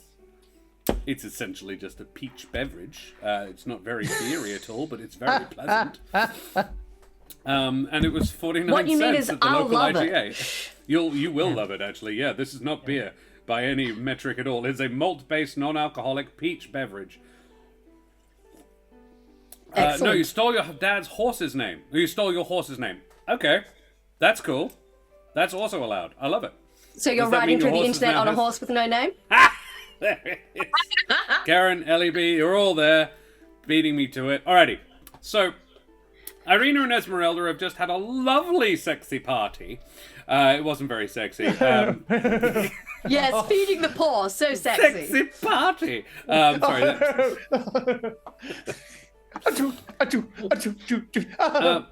Yes.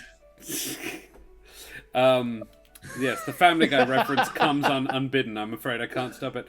I broke Ellen. I love it. So, yes, I hate and they are now making their way out of Valakai as rapidly as possible. So you head back to the warehouse. Ireena is seeing all of this for the first time. So Ireena, there is but Rachel is fully aware. The trick is, I'm not describing it because Rachel knows. However, the audience doesn't necessarily. So you are heading back to from the Burgermeister's mansion, back to laden down with a couple of sandwich boxes, like you were given some for the road, and heading back to the main square of Valakai. There are posters and banners all around dictating that attendance is mandatory in 2 days' time for every Valakai resident at the Festival of the Lonely Moon. And it sounds like it's going to be a rip-roaring old time. And you get to an empty storefront in the main square, which is opens into a fairly large empty building that contains, not a huge amount actually, a small pile of adventuring gear and equipment, and 2 carts, both of which are rather unique and interesting, one even more so than the other. They are both Vistani-style carts. Think, 4 wheels with the sort of the domed roof. One has the look of a snake oil salesman's cart, to be honest. Actually, think that really, and you won't go far wrong. Ezmerelda's, on the other hand, is a little bit more intricate and interesting. If you bang on certain panels, tables fold out. If you bang on another one, there's a miniature forge built into the side. There's loads of cool shit in there. Inside you find a Vulpin man named Rictavio and nothing else, who is actually Rudolph van Richten in disguise. But he is hitching his horse to the front of the less intricate of the 2 carts, and he says, "Ah, you're back already. That was fast. I thought you thought the party would go all afternoon. That sort of I had that impression." The Bong Master, fantastic. Yeah, I was like, do I comment? Was it a pleasant party? A second. Oh, pleasant is the way I would describe it. It was informative.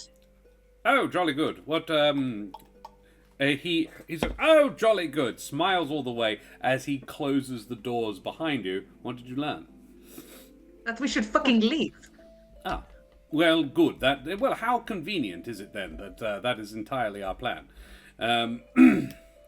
Why, out of mild curiosity? Because the Burgermeister here won't hesitate to use me as a bargaining chip if Strahd comes knocking. So let's leave before that happens. I love this plan. It's an excellent plan. I have no notes. Let's go. Ez, do you want to take the lead and I'll follow, or vice versa? Happy to go first. Might I suggest that, Ireena, you sort of hunker down in the back of Ez's cart until we're clear of the town walls. Or even, as a thought, better maybe mine, because you were seen in Ez's cart, not mine. What say we take 2 different routes out? Do you have any disguisey sort of abilities? Absolutely, I do. Because it In might fact, be that's best if you probably a didn't- lot better. I don't want to hunker, really. I can, but I'd prefer not to. I think that might just Perfect. be my favourite moment. Not one to hunker. If you were in the back Gotta of my know cart, I when would tell you not to touch hunker. anything. Very well, so you load yourselves up and head on out. Ireena, what do you look like when you do? In fact, what does Ireena look like normally? In general. Who is this woman? We know you're hot, so keep that. It's got a sexy voice, certainly. That's been established. No, Yeah. because specifically, like Lady Oh, Wife yeah, said, well, yeah, no, you're yeah. too hot. That's a problem. Canonically gorgeous. Well, she looks so like I Tatiana, think- who was like the Correct. beauty of her age. So yeah, she's 10. canonically, a solid 10. Suspicious. So she's a bat person, but I googled it earlier. It's an eastern red bat. If you Google that, that's the vibe. She's got like a fluffy red fur, but beautiful. A bat, but sexy. Picture a bat, No, I don't want to be a but fan. sexy. A ginger bat. A ginger, Picture sexy a ginger, bat. sexy A bat. sexy redhead bat. Yeah. I'm That's gonna right. I'm gonna link a particular thing in golden. chat. Like these bats, like what this particular photo looks exactly like Johnny Rotten singing. It's great. What would she be wearing? Batwoman. Well, having just come from the fancy party, I think she would have put on like a dark blue dress because it goes with the red fur, and it's a go-to color for Ireena, I think. Valid. Yeah, that's what she's wearing at the moment. But I think before we leave, she's probably gonna change back into her casual travel gear, which is just like a black and gray dress with lots of pockets. Just pockets all up in it. As a spellcaster, does she use a spellcasting focus or a component pouch? Component pouch. She's a traditionalist. Okay, interesting. I imagine because she learned from books, so the books tend to be written by the traditionalists. Alrighty, I love that. Yeah, cool. So yeah, an Eastern red bat rides out with Ezmerelda de Venier, a one-legged mouse girl. But does an Eastern red bat do that, or does something else? I think an Eastern red bat does, but she's just a different one. She's done disguise self to just be same age, same gender, same species, but different face. Okay, all right. Yeah, sure. Cool. You ride out. And let me roll for the guards. With disadvantage now because you don't look like the same person. That's a 6. Cool. The guards do not stop you on suspicion of being somebody the Burgermeister would like to keep in the town. As you, sitting next to Ezmerelda, with some degree of haste, leave. There is a very cursory search of the cart, but Ezmerelda, I feel, gives the strong impression of not, you fucking don't.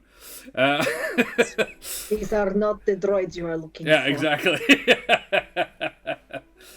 And you head on out of here. Van Richten follows a little while later, and the Bongmaster, thank you very much for the follow, you bloody champion. Avast, matey, you wee scallywag. It's a fun phrase to say.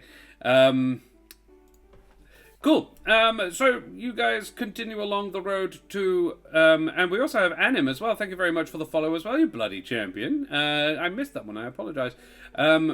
So yeah, you head on the road to Krezk through the old Svalich woods.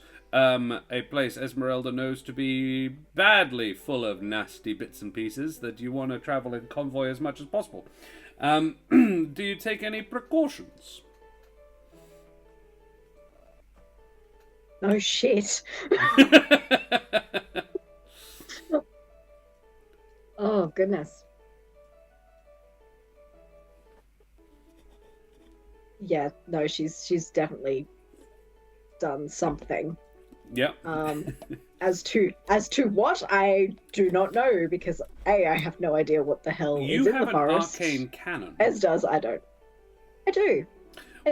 Where does the arcane cannon, which is a sort of an animate creature thing that follows you around a bit, sort of, where does it normally live when it's not hanging around with you? Do you carry it with you constantly? Is it almost a constant companion? Or is it, say, mounted on the roof of your cart like a fucking turret? When it's not being mobile, yes, it's on top of the cart. Because that's an awesome idea. Just have a tank, it's fine. Yeah, that's that. Yeah, Ireena, do you have any things that you would do to basically preemptively defend yourself a little bit? Cast mage armor, for example, things like that. I think I would cast Mage Armor, and I might also cast... Hang on. I'm going to cast... Arcane Eye. Ooh. Which is basically, you create an invisible magic eye within range that hovers in the air for the duration. You mentally receive visual information from the eye, which has normal and dark vision of 30 feet. Basically, I'm going to have it travel about 100 feet down the road in front of us, so I can see traps before we get to them. If anything's happening in front. Make me and I'll also cast Mage Armor. Perception check on behalf of your arcane eye. Ooh, perception. It's gonna be 15. And that's with your wisdom. I would say when doing this, you actually would use your with the arcane eye. It almost feels like you'd use your intelligence modifier rather than your wisdom. So let's make it a 17, which is pretty good. So yeah, you essentially it's a sort of a periscope. But you're using it laterally instead of, which makes sense in a heavily forested area. And yeah, you have an invisible eye that. So the trick is, you're still fully capable of engaging Ezmerelda in conversation, but you're blind because you're busy watching about 100 feet ahead. However, yeah, with a 17, you would notice this place. When travelers do come along here, they do it on horseback or on cart. Very few people just walk the Svalich road. That is a recipe for disaster. So seeing footprints, relatively fresh footprints in the mud, is not that normal, and you do. Where do they lead? They are heading toward Krezk. They're heading in the same direction you are going. Interesting. But they're just straight following the road? With a 17 perception, that is what you can determine. If you want to investigate more about them, then you can use other abilities, and Ezmerelda could possibly, if you pulled over, assist. Okay. And how many sets of footprints are there? With a 17, there are 4. Ooh. 2 humble folk, 2 bird folk, as I recall. Yes. Yes. 2 bird folk, a Vulpin, and a Terran. You would spot a Terran's footprints, because you are one. I believe we're going to run into some company. 4 people on the road ahead. On foot. On foot? I know. On this On road? foot.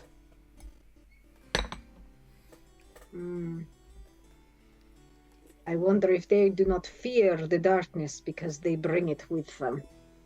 Good line. Or perhaps they are on foot because they are planning to steal a cart. Also a good point. They would have a tough time with my cart, though. Very few of these carts have a handbrake. Cool. Is there anything else you care to do with this information? Do you want to stop and investigate, or shall we head on over to Smoothie and Kesh and find out what happens that afternoon at the Hung, Drawn and Quartered?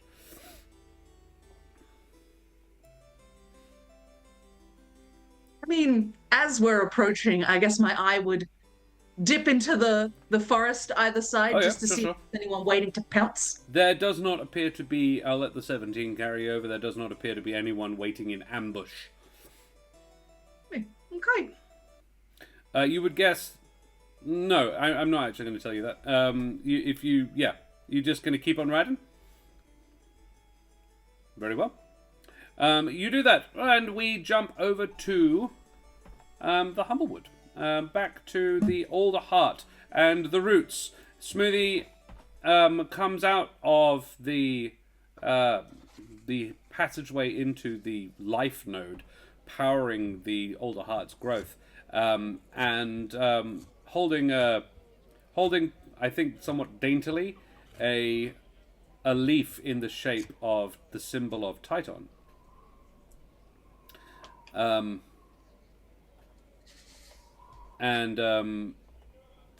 does he look, Jack? Where are we in the timeline? This is it just after that? Yeah. If you wanted to just stand there and be for a while, the tree would have let you be.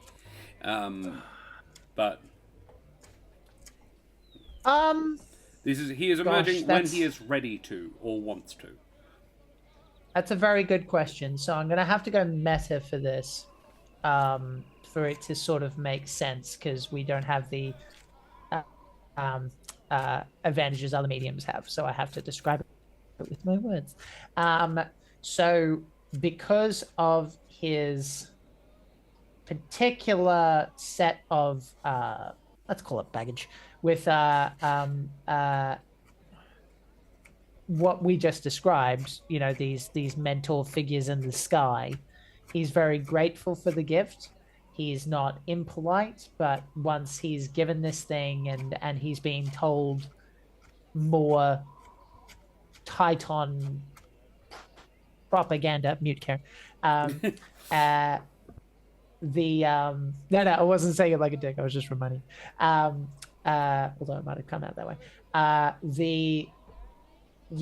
As far as he's concerned, he's just like he's heard it from Pop Pop. He's heard it from people who call him a priest. He doesn't feel like one.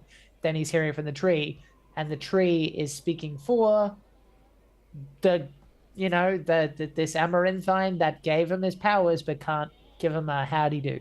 So he would take it, and while he would be very tempted to nest, for lack of a better word, he simply just kind of nods, kind of puts the leaf into his pocket, and depending on if Spencer or whatnot is waiting for him, if he is, then he will do his best to go, that was great. And if he's not, then he would probably... Spencer is sitting in one of the chairs outside, right, chatting quietly with Mihai. But as you emerge, they both look up at you like, and? They don't say it, but they both have a look of, oh. I want to be clear, in case it wasn't, your request that you could take some part of that brightness back to Burrowvia with you, that is the leaf. Yeah, I figured. Yeah, yep. Cool. Yep.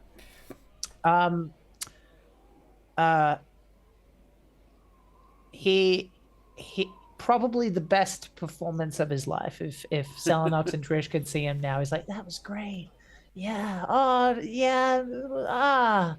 Yeah. Oh, I feel worse.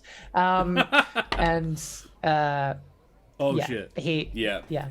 Spencer goes, I know, right? Really amazing. And Mihai goes, and then the life thing, yeah, so lifey. Mihai goes, bad news?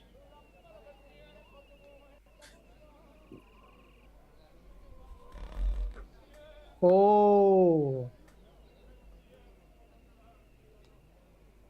Fucking hell. Okay, she's calling him got out a in front of a straight 20. stranger.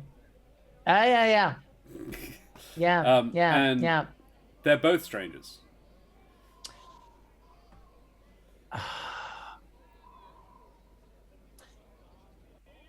Mihai's the priest, right? Yeah. Right. I'm sorry, your name is? I'm Mihai. Oh. Well, it's nice to meet you. Nice to meet you too, Smoothie. Thanks for showing me. And You're welcome. Spencer, if it's all right, I'll just trail off and kind of. You need some time? That's all right. I can go back to work, I guess. Camera close up, he's just like he's feeling horrible for being a dick, but just couldn't help it, and he just kind of wanders vaguely in a circle, gets lost, and then kind of just ends up in front of Kesh's office eventually, I suppose. Right. Thanks to you a hot minute. But yeah, it's a big tree. But yeah, you do eventually find your way back up towards to. I wouldn't say you get to the to Kesh's office, but you get to the door of the Wildwood Brigade headquarters and find Kesh coming out. Oh, good timing. How'd it go? Interesting? Yeah.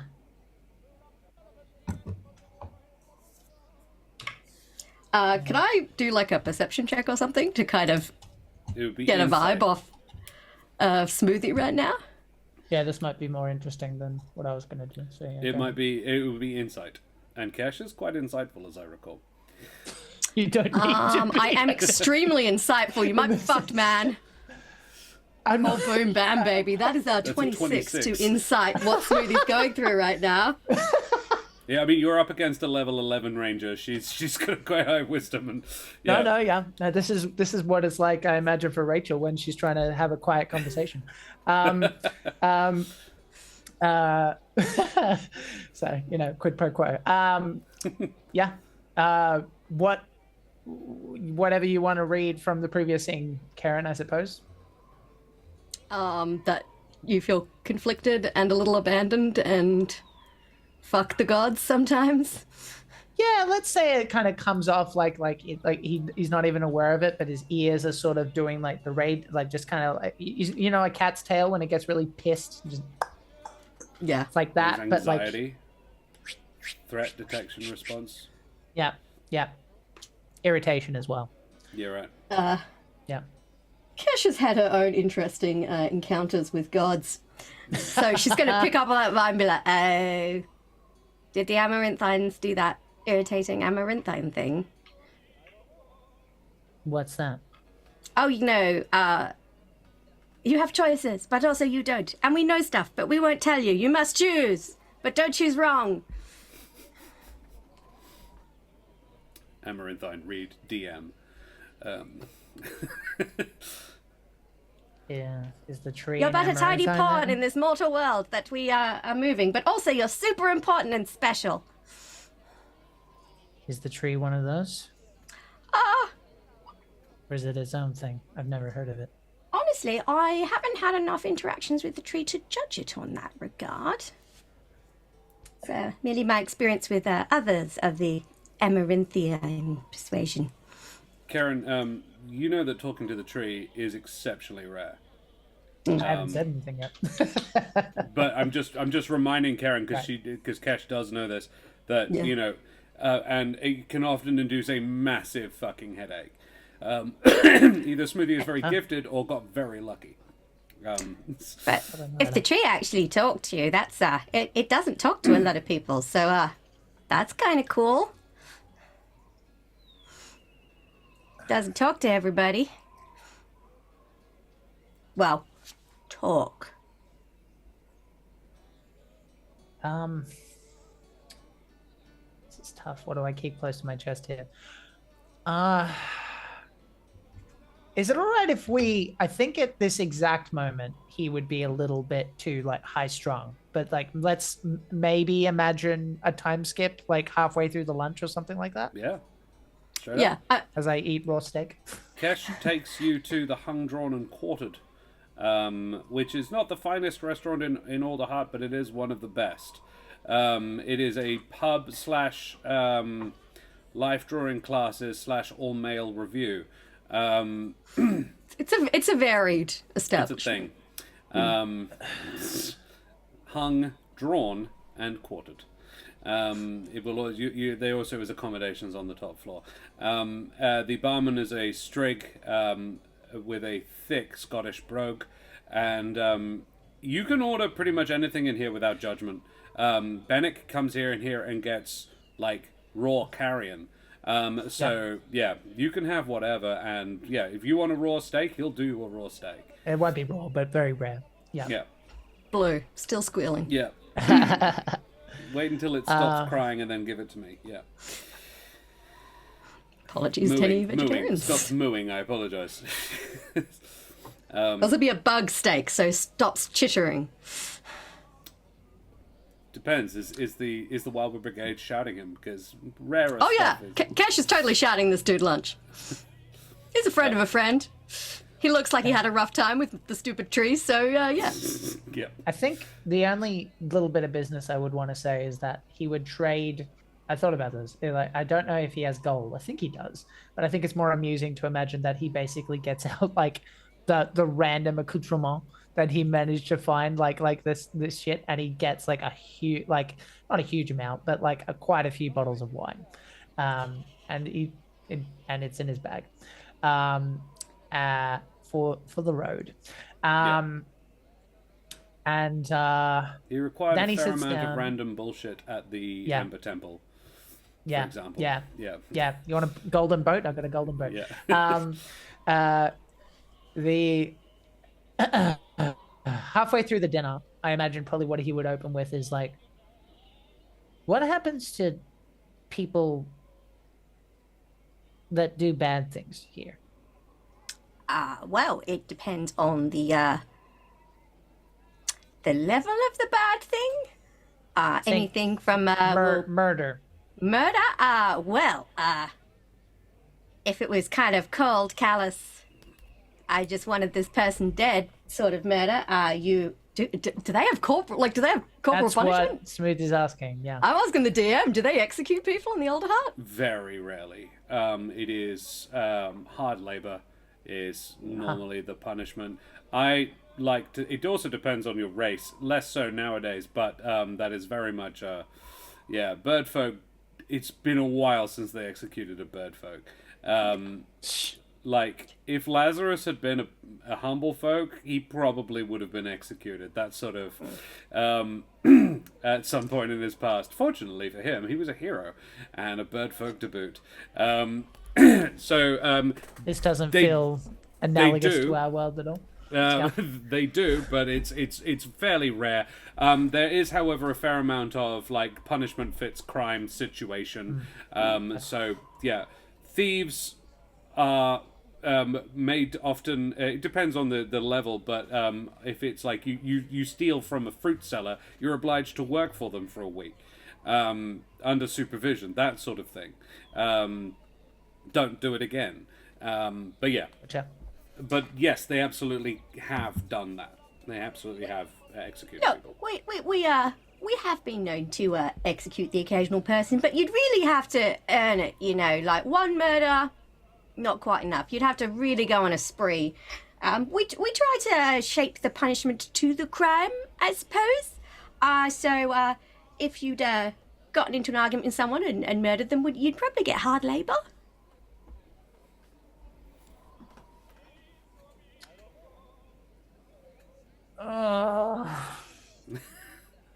Is that a Smoothie or a Jack reaction? Smoothie. Smoothie's like, who do I kill? Who do I kill to stay here? Yeah. So I suppose I mean, Eric gives me shit about my attitude towards punishment for crimes because I was a criminal at one point in my life. So, you know, I have some sympathy for people who end up doing bad things. No, it's fine. Were you planning on committing any murders? Should I be concerned?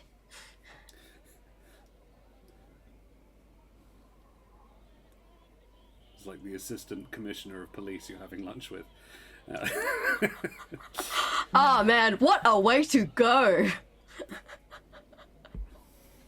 I don't want to. Kesh is dead. What happened? Some Terran shanked her in the Jordan Karen, court. Jack is emoting. Oh, sorry.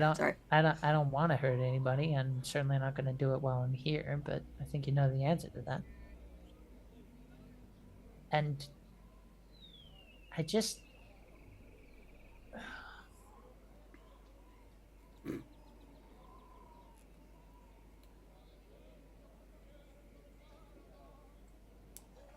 Why do you have to live in such a nice place? I know you probably think, oh, it's got its problems and it's got its issues. I'm sure it does. I've heard about it. I heard a little bit about people not being treated well, but you fix it and you try to get better, right? Yeah. I mean, it wasn't always the nicest place to be, but we worked at it. And you know why? Because the bad people die where you are. Where I'm from, he lives. He lives and he lives and he lives and he lives and he lives. And the people that stand up to him end up in a ghostly parade. Did you know that? A parade of people. All the people that stood up to him, up and down the street every night.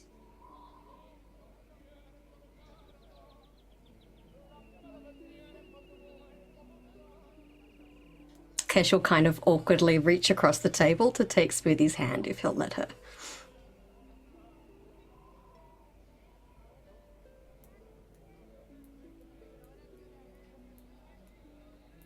He'll probably just be catatonic, otherwise he probably would draw away.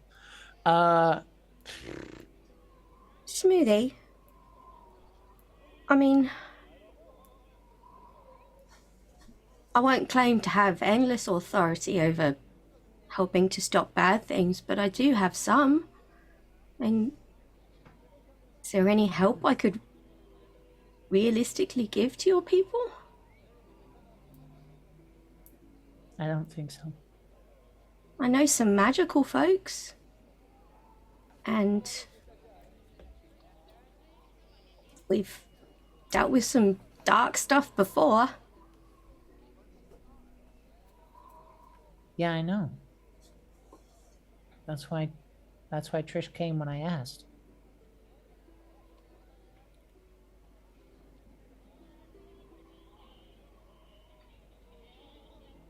I'm not asking for anything. I'm sorry if it came out that way. I'm just tired. I'm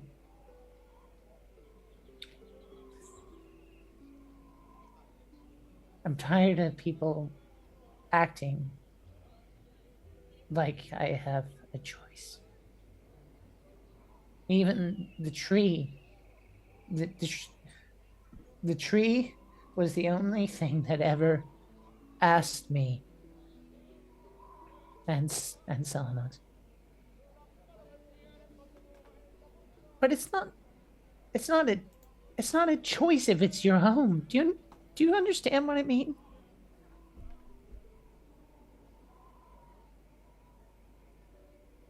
I could have left the older heart. Made life somewhere else. But I wanted to make it better.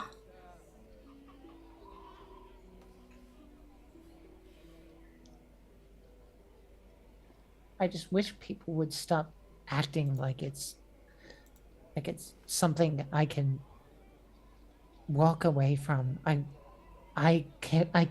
know I could, but I can't.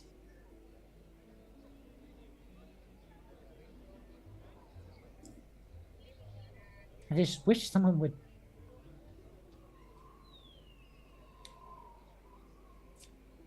stop trying to put a bright side on it. There is no bright side.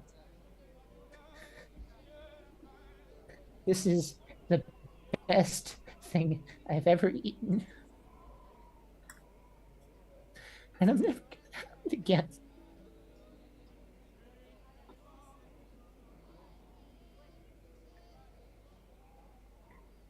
Even the sun up there hurts.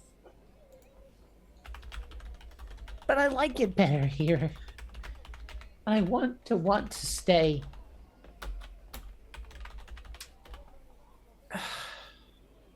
I'm probably not making any sense.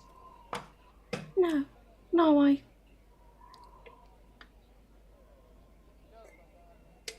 Sometimes you just want it not to be your problem or your responsibility. It's hard to be asked to save the world.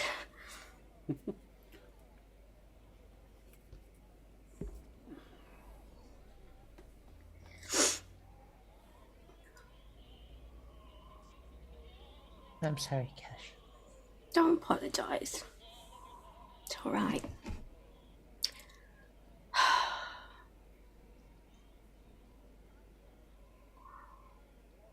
I'm trying to think who here would know the most about Burrowvia.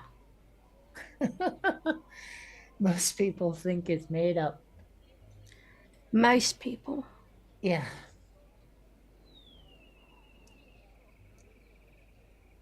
Can I roll? Who would be the best person to be like, yo? You can certainly roll. History. History? I think you may have introduced him to Havel. Oh, balls. That was a 4. Rings a bell. Havel was the head tender and does know a bit about it. He's the head tender in Alderheart anyway. Cash, your brain goes really to the obvious places. You know, the avium contains knowledge about just about everything. Korvax Ravania is not something it's not somebody Cash knows personally, but you've probably heard you've heard about from Bennick. You've heard about Korvax Ravania. Korvax Ravania is not a bad place to go for advice on anything. He's the head lecturer of divination at the avium. And the fucker will know we're coming as well. Absolutely, yes. And will have taken the time to research any questions he knows you will ask, which is kind of handy as well. I don't know a guy, but I know of a guy who kind of knows a lot about everything, really, because he can see the future a little bit. So if you come to him with a question, he tends to know you're going to ask it, and then looks it up, I suppose. Out of character question, what is Smoothie's primary weapon? Sickle. It's but to be clear, it's not like the big heavy fucker. It's basically a curved knife. Oh, cool. Kind of like a kukri. Is with it more of a hook kind of edge. is it magical in any way? Yes. In what way is it magical? It's a +1. Oh, okay. Because I also know a lady who's really good at making dope-ass magical shit for specific situations. There is that. And Gabby would fucking love to play around with some... Oh. Yeah. Take him to see Wouldn't hurt Gabby. having a nice magical item. Yeah, say no. Got a shield that can do channel divinity again. That's bad. Smoothie, if you're watching Kesh, you can see her almost like withdraw into herself. Yeah. And just, like, she looks like she's thinking very, very intently. She's like, okay. I have 2 thoughts that, if you would permit me, I would like to explore, because I have some experience with being handed situations which feel way too much for me to handle. It's kind of my defining events of my career. But if that is the best thing you've ever eaten, you need to finish it, and then we'll go. Okay. And she'll sit there until you've eaten your whole bloody bug steak. And as a reminder for new audience members, it's gross to watch. Oh, it is very gross to watch. She's far too polite to let it go. Kesh has eaten with Bennick more than once. You are This is not true. the grossest thing she's ever That's true. seen. Comparatively, yeah. Yeah. This lady sleeps covered in bugs. She's reasonably across the There is that super as well, gross. yes. Yeah. Very well. Cool. We will bounce back to Burrowvia after that delightful and heartwarming scene. Oh yeah, like I have tears in my eyes. That was so hard. As Oh baby. Ezmerelda and Ireena find their way along the old Svalich road, the night draws in around you as you sort of finish your first day's travel out of Valakai, making as much haste as you can reasonably manage. The mist is cloying and lecherous. The wind in the trees seem to whisper as though its words are impossible to make out. Please make me perception checks, Ireena, Ezmerelda, and Jack, if you wouldn't mind being Van Richten for the next hot little minute. Ooh, 25. You may be muted, Rach, but 25. See everything. There it is. Not getting past me, man. 25 and 18 and I mean, a 25 and an 18 are more than sufficient. Would you stop for, like, you'd have to stop to rest the horses, but would you, like, make camp, or are you sleeping in the carriages? She rolled quite well as well, 22. There you go. 22. Very nice. Alrighty. Not that it Yeah. matters, but... Would you have pulled off the road, or are you just sort of taking a moment? Hey, Maharishi. Well, what are we doing, friend? Oh, and Jack, you got an inspiration from Mavis. I don't know if you saw. Thank you very much. I'm British now. Far is it to the next town? Another day or so. Like, the horses We can't pull push two on. all-nighters. No. No.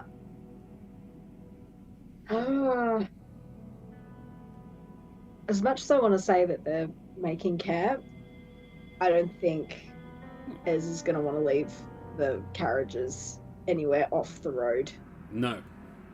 Remind me well. of the situation where basically camping in the forest but on the road? You're Like on the forest road. on either side? The carriages are In the designed to be carts. slept in. There is like a campground, Yeah. essentially. So Yeah. there's no particular need to.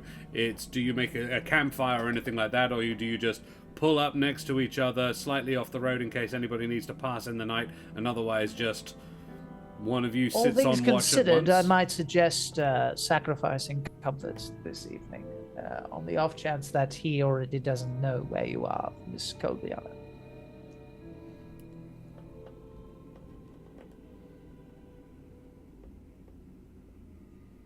That is Ireena's last name, is it not? Yes. Yeah. Yes. I don't care about comfort. I just want to do what's safe. I agree. What I'm suggesting is no light, no fire. Yes? Yes. Oh, well, Ireena has the hearing of Terran.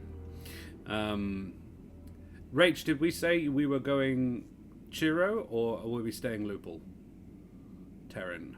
Whichever one the bat is. So we're switching to Chiro. So you have the super duper hearing of the bat I'm not folk. special anymore.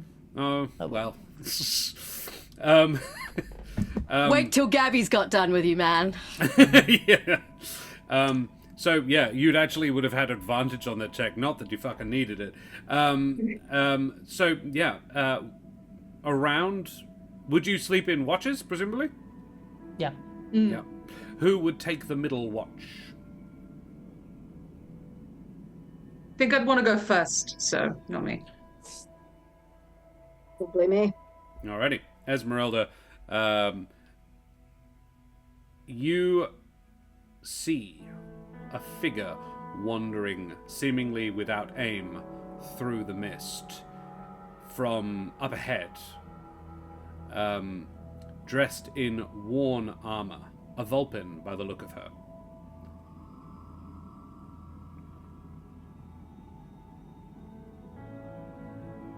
That was not there a few minutes ago. And she'll kind of try to... She'll want to sit and watch a little bit longer before she does anything. So she's just going to observe for now. Very well. Rishi, thank you very much for the resub, buddy, you bloody champion. And Tank Hunter, thanks for those biddies as well, you excellent individual. A moment later, well, a little while later, this Vulpin is not moving overly fast. They are coming towards you, however. A short while later, a second figure appears. Kaonishi, thank you very much as well for the follow, you excellent bean. Good on you, bloody champion. Thanks for joining us. Joined by a Strig in tattered plate, a little ways behind them, both moving in your rough general direction, without any particular rush, though. You may make me a nature or insight check if you like. Your call. I would much like to do that. I'm making a nature check. Card explodes. Well,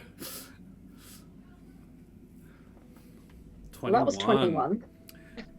These creatures are definitely, there's something wrong with them. The Vulpin has a broken leg. For sure. And the Strig, even at a distance, you can tell there is definitely something wrong with its shoulder. Anyone see that scene for The Last of Us? Yeah. Oh, I'm hurt. I'm so hurt. Get help. And that is almost exactly what Ez is thinking. Like, I do not trust this. Do you awaken the others? Just seatbelt on, Eddie. Quietly gonna wake the others, because at the moment I don't think there's much.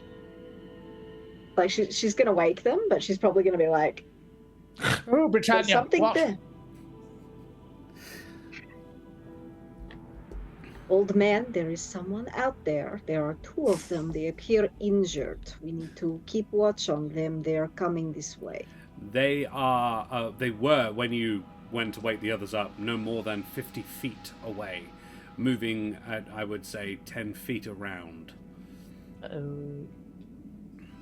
So Righto. Grab you take weapons. a turn to wake the others up. They are now 40 feet away, and a third and fourth have emerged from the mist up ahead. A corvum in a breastplate, adorned with a blood drop on the center, and a Terran who is missing a wing. Blood drop symbol ring any bells to me? Yes! Me with all my book learning. You, with all of your book learning, everybody in Yes. Burrowvia knows the symbol. This is the old house symbol of the von Zaroviches. Ah, right. Blood drop. Not in current usage. Irony. This is the ancient symbol of King Barov, not his son.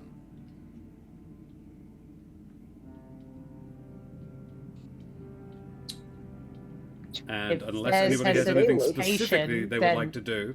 Well, I was going to say, given he's the head monster hunter guy, he'd probably Yep. get up on the roof and just kind of aim down with the crossbow and just go, all right, everybody, that'll do. Thank you so much. How can we help you? Roll me initiative as they all dash towards you. Okay. They're like, the jig is up. Get him! Yep. And my love, you are welcome to roll some dice if you like, or you yeah. can For the sit bad doing guys. some stuff. Yes, Karen can roll for the Watch zombies. my amazing rolls return for the bad guys. And you can roll in with your dice box if you like, my lovely, because you're going to be rolling a lot. I got a 9. I'm going to quickly pop to the button. Very well, a 9 from Van Richten. I just ask, have I long rested? No. You are only Okay. about a third of the way through one. And has it been more than 8 hours since I cast Mage Armor? No, I'd say it's been almost exactly 8 hours, so it's still up. Why not? Good, excellent. But wait, no, Random sorry, you questions. slept. Did I? Yes, I Yeah. took first watch, so Yeah, I was asleep for a bit. Then no, my ruling on it is it goes down when you sleep. Well, then I'm casting it again. Good. Okay. I Esmeralda, have how not did you do? healed since the last one. That was 11, but I have not actually healed since last time we played. Whoops. Well, you've definitely had a long rest since then. So Ez got an 11. Rach, how'd you do, Ireena? 3. 3. She was real sleepy. She was deep. She was out of it. Yeah, it's been a long couple of days. Karen, how did you do for the zombies? Please roll me a -2 initiative for the zombies. 12 for the 12? zombies. Is that with a -2? That is with the -2, 14 on the dice. I love it. The zombies are going Slower than first. zombies. I'm sorry, I wasn't even that good a roll. I'm sorry. No, it's zombies, just then want my Ezmerelda, then Van Richten, and Ireena is going last. I will, however, say that because she's going last, it's because she's casting Mage Armor. So, yeah, there you go. Fuck. So, the zombies are going to dash. That their first turn is to get to the cart. Ezmerelda is sitting on the front next behind the horse, essentially. Ireena would be within the cart, and Van Richten has said he is standing on the roof. That's correct. So they are basically all within 10 feet of the base of the cart. They do not appear to give a damn about the horse. However, they probably would if you tried to move. That is their turn. Ezmerelda, what do you do? They're in a sort of semicircle around the cart. None more than 15 feet away from you. Yes. I would like to...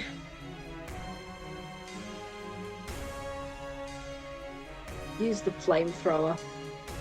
Hell yeah. Hell yeah. Who is that throwing fireballs in chat? Your wishes come true.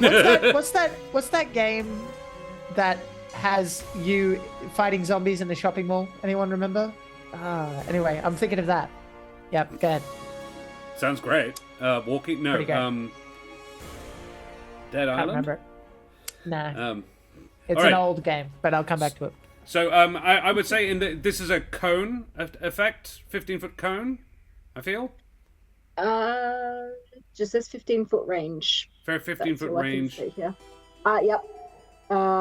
Eldritch Cannon Flamethrower, 15-foot cone of fire, and Very well. 3d8s. I would say you can get up to 3 of them with this, given their dispersal.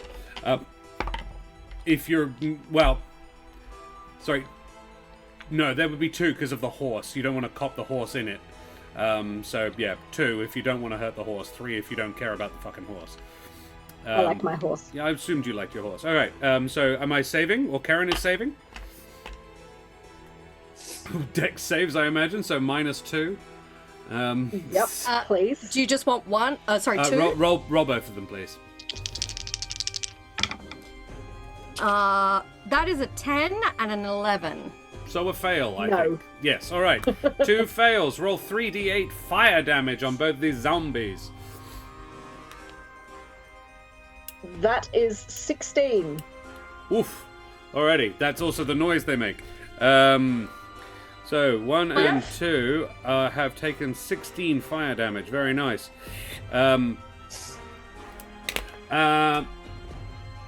I will... Karen... no, I'll just roll these quickly just because there's a fun effect with Strahd zombies, which are different to normal zombies. Amazing! You, so... I rolled a 17 and a 19 on this particular dice. You sort of sheared both the heads off. The Terran and the Corvum. The heads are just engulfed in flames. And the force of the blast just knocks the heads off both of these creatures. They do, however, keep coming. But their heads are lying on the floor behind them in a burning puddle, essentially, as the bodies continue marching inexorably towards you. Next is Van Richten, unless Ezmerelda has anything else she would like to do. I did have one thing that I wanted to do. Just figure out what it was. Why is my cannon apparently a bonus action? That doesn't make sense. That is absurd. That's literally what it's got here. My cannon is actually a bonus action. Yeah, that's true. On D&D Beyond. That's a thing. Sounds right. That is an accurate statement. Yeah, because you can control the battlesmith controls their mastiff with the same. Ah, yes, it's true. Yeah, I don't particularly. Do you have an attack you want to make? Yeah, that's what I'm thinking. Let's maybe cast. Oh, is that going to hit everybody? They are not taller than, particularly now, not taller than the horse, so any large area effect will get the horse as well. But you can definitely get 2 of them in any area effect spell. Yeah. You muted, Jack. Do you have a thing to say? I'm just baffled by this stat block. He's meant to be a master of he's really monster shit. Hunt. He's fucking shit. He doesn't even have any good spells. To hit. Yeah. Like, Good luck. oh. Interesting. I like my horse though. God damn it. He's supposed to be good, but not great, I guess. Yeah, I've used other stat blocks in my games because I'm like, he's actually supposed to be good, I think, not just shit. He's getting on a bit. Clearly. I may go looking. How much does it take to kill a horse? Not a lot. I think there's sort of 10 or 11 hit points. Do you want to have a think while we go back to Van Richten very quickly, and then we'll come back to you? I'm not even going to bother. Let me just say I would like to have a help bonus action for Van Richten. Sorry, helping Van Richten is an action. Okay. Alrighty. Great. The help action. Very well. Lovely. Okay. Because Jabez. Yes. Cool. It's my turn now? Yes. All right. So 20-foot radius. How many am I getting? Unless you want to get, if you want to avoid the horse, there are basically 2 on either side of the horse. Oh, I'm not too concerned because it's a holy water grenade. Oh, so then yeah. it'll get wet. You can get all 4 in a holy water grenade. Yep. I don't know. This horse is very picky about its hair, and this level of humidity is really gonna. Yeah. Cold tonight. You hit my horse, I hit you. It's gonna be wet, darling, wet. Don't worry about it. Do it.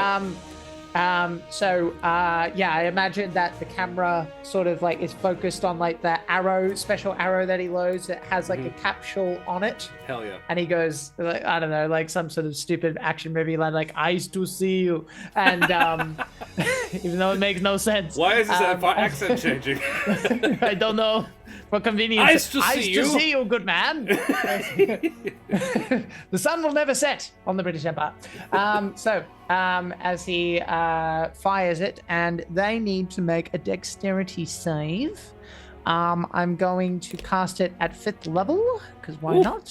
Hell yeah. I mean, this is the only combat I'm going to do, so... That's going to hit all 4 of them, yes? Yes, that's please. correct. Dexterity save. Karen rolled 2 and 2, because 2 are hurt already. Is 15. AC 15, so we need a DC 17 on the 15, dice. yeah. DC, yeah. Yeah. Oh shit! I'm sorry. That's a 20 and 18, so 16 and 18. So the first 2 do in fact dodge it. I'm sorry. They that would take was... half damage. Yep. That's good, because they're already hurt. But we got a 1 and a 7 for the second Alrighty. 2. Fantastic. Great. How So much 2d6, 5d6. Woo! 1, 2, 3, 4, 5. Alright. The number we're looking for is 14. 4, 9, 11, 14, 15. 15. So the first 2 that Ez got take half. So 7.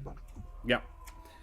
And the other 2 take the full 15. Amazing. None are down, but a bunch are, but they are all quite badly holied. What is it? I reckon the effect would be sort of acidic for creatures of this nature. Yep. So yeah, I presume It specifically affects fiends and undead. So yeah. Right. Yeah. Yep.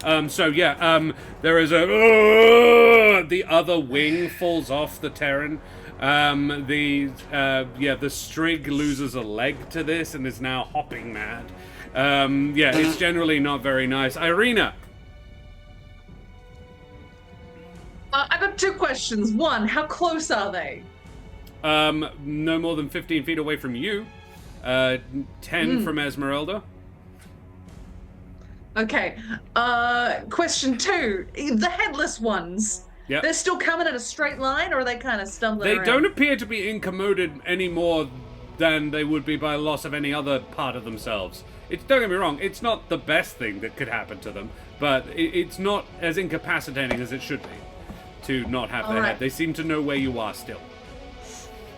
Well, in that case, I'm going to cast blindness at level 5, which means I can target 4 beings. Nice.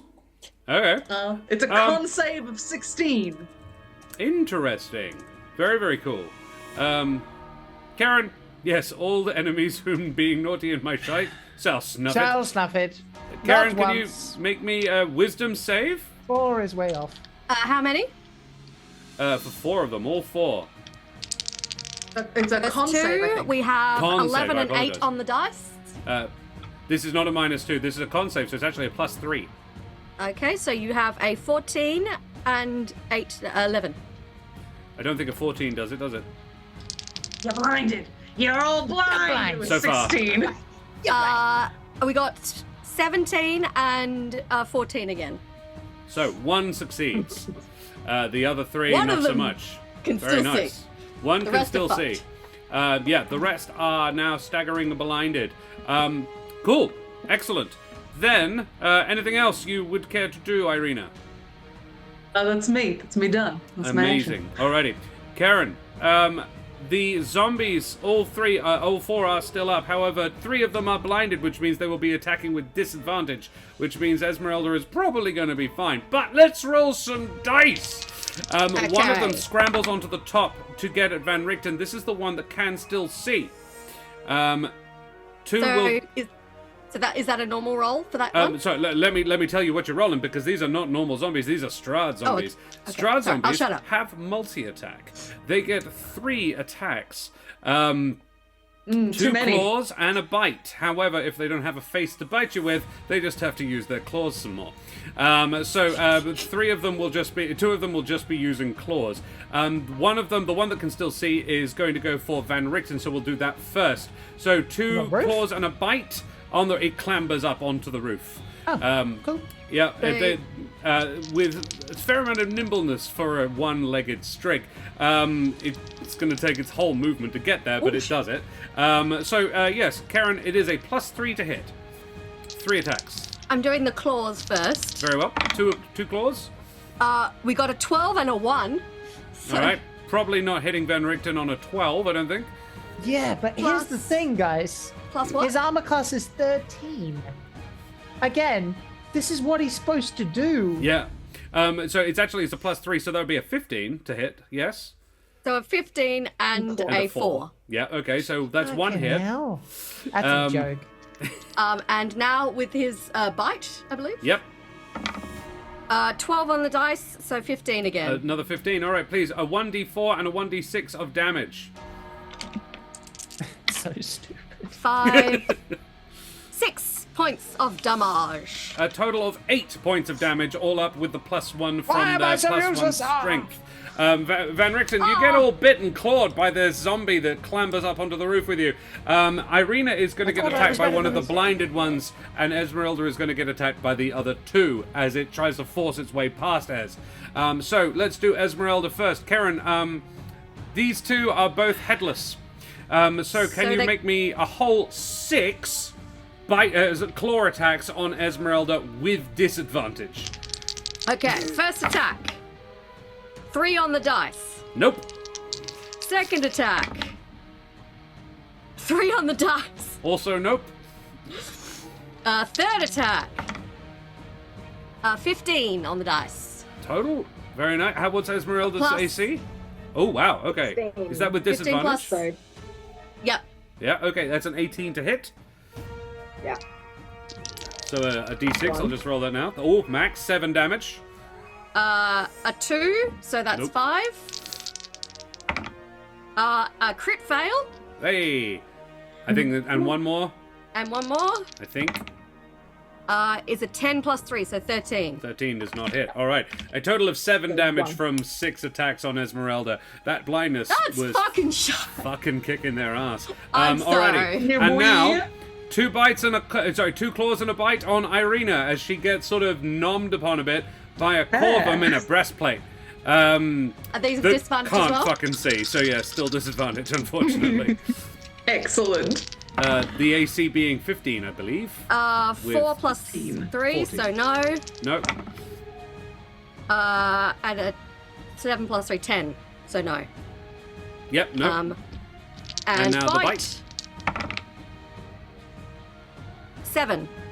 Wow. nope. That's some These guys bad fucking rolls. suck. I'm Yeah. sorry. All right, Ireena, there is one all up in your grill, but it has not managed to lay a beak on you yet.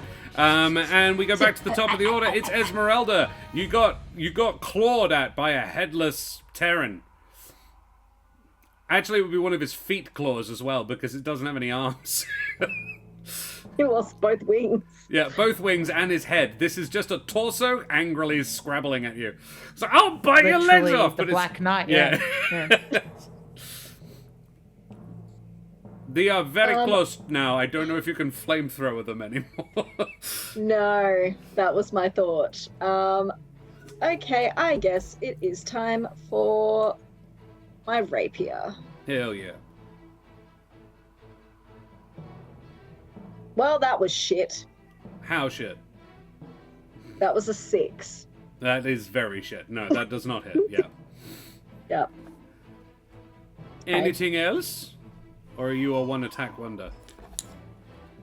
I think I'm a 1 attack wonder. Let me check.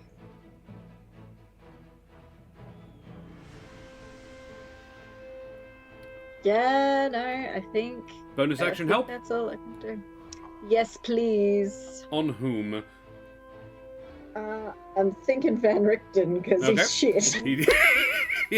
Ireena's I don't got get to this. play him for that long. I'm fine with it. Yeah. Alrighty. Speak the truth. Well, Van Richten, until we find you a new stat block for the motherfucker. Alrighty, Van Richten, you are. I'm probably just going to build a character sheet for him, actually. Good idea. And make him a level Because character. that's bullshit. Oh, I know. I didn't want. You guys did not need that much help. Yeah. So, Van Richten, Yeah. what do? You got a vampire. You got a zombie up in your face. I'm going to watch Coronation Street, and then I'm going to attack with my sword. Your cane sword. See, that's a British show, you see. It is. Okay. All right. 19. Upon which Patrick And a Stewart 13. made his on-screen debut. That does not surprise me. You're shitting me, I am not really? shitting I believe you. it. I believe it. One-off appearance as a fire chief. That's fucking Wow. amazing. The most And authoritative the fire man chief has of all not time. aged a fucking day. This was in black and white. And I swear to God. 13 and a 19.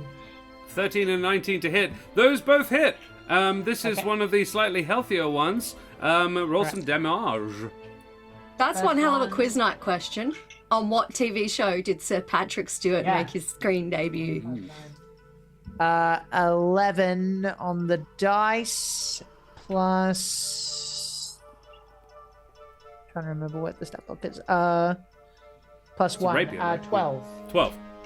Very well. 12 points first. of damage on the first. Yeah. It does not drop, however, you do cut it a good one. Okay. Second one. 4, 9, 11, 4, 9, 11, 12, 13 Is for the second. more than enough. Okay. So that's the sword cane. So, Yep. yeah. Yeah. What does this look like? As I don't believe it's possible for you to do. I don't know. What's an effective way to kill a zombie? He would know, right? Well, so I'm picturing the first slash cuts off cuts off a hand that continues, drops to the ground, and starts sort of trying to scrabble towards you in the manner of a disembodied limb. Yep. Van And the Richten head, would I know assume? enough that you just need to do enough damage, and the whole thing Right. will stop. Right. Okay. Yeah, I think it would basically just be a matter of chopping off extremities. Yeah. And so like hand, You foot, take foot, the other leg. and then basically just kick him off the caravan Yeah. and let him think about what he's done. Yeah, it lands on its back in the next to the cart and sort of squirms a bit before you kick its foot off, and it lands next to it, and the whole thing just sort of goes slack as that Disgusting. zombie dies. Ireena. Alrighty, so there's 3 of them left. That means I am gonna cast Magic Missile at first level, giving me 3 missiles. Very well. One for each of them. So we got a 5. We got a 3. And we got a 2. Oof. Okay. So in what order are you hitting them? The one that's up in your face first, or the ones that are fighting Ezmerelda Yep. first? Alrighty. Closest to me to further out. So the one that's fighting you takes a hit. It doesn't drop, unfortunately. The other 2 also take hits, but none of them drop. Alright. Yeah, they are all variously And- quite injured. That's okay. As my bonus action, because I have a bonus action, and Yes. apparently I have 2-handed fighting. So I'm gonna stab the one that's near me with my dagger. Just stab it. To do that, you must have made a melee attack with your main action. You get to use a bonus action to then. That's not Baldur's Gate rules. Well, then I won't do that then. I will just stop. Very well. Alrighty, back to the top of the order. Hey, Karen, you want to make some more zombie attacks? Oh, hell yeah. How many? Alrighty. They are still blind. Cool. Well, I presume... Ireena, you did get bit. I believe blindness is a concentration spell. So you do need... I didn't get bit. Oh, didn't you get hurt? missed No, I apologize. Which I will shut up. In which case, yeah, all the three that are up are still alive and still blind. They're not alive. What am I talking about? They're very much dead, but they are blind. So, yes, they are scrabbling away. 6 attacks on Ezmerelda, please. All claws. For first attack. 4, 5, 6, 7. Nope. Second attack. That is 11 plus 3, so 14. 14? Nope. Is not enough. Nope. Oh, disadvantage is really cooking me. Yeah. 5, 6, 7, 8. Stop being so excited about attacking. This is the joy of the DM. Rolling Yeah, loads no, of dice. I know. 5. Okay, 2 more. And 8. Oh my god. This is bullshit. How many higher numbers have you rolled that just got noped by the disadvantage as well? Oh, so many. That one's cocked. So Rachel is a very good wizard. Yeah, this has been exceptionally helpful. I don't even think they're missing. I just think they're just very ineffectual. Or Ezmerelda is like dodging, ducking, diving, dip, ducking, and dodging. Dodge, duck, Yeah. dip, Ducky, dive, dive, dodge. Keranozo, thank you very much for the follow as well, you bloody champion. Avast, matey, you wee scallywag. We're a Dodge mere... a wrench, you can dodge a ball. You can dodge a wrench, you can dodge a zombie. And Ireena is going to cop 3 as well. So this is a 14 to hit, Karen. 14 to hit. 2 for the claws and 1 for the bite, please. First This one still claws. has its face. No, that's a 10. Second claws. Come on, Oh, man. sorry, is this with disadvantage or not? Yeah. Oh, okay. And Oh, that one's brutal. I got a crit and a 3, so Oof. 6. Oof. Another bite. Come on. Let's hit her at least once. Dirty 20, bitch. Hey, Nice. there it is. Oh, Okay, Okay, devastating. 1d4 plus Devastating. 1 piercing damage. Do to Owie. her what she did to it. And I rolled a 1. Oh, 2 whole damage. Are you okay, Ireena? dare. You I survived. think I'll be fine. That's just- I'm Devastating okay. blow. Ezmerelda, it is your turn. I heard that in the darkest dungeon voice. The devastating blow. emotional damage. Yes. That's all, though. Rapier time again. Let's attempt stabbing Do this it. thing again. You need an 8. Oh. Come on.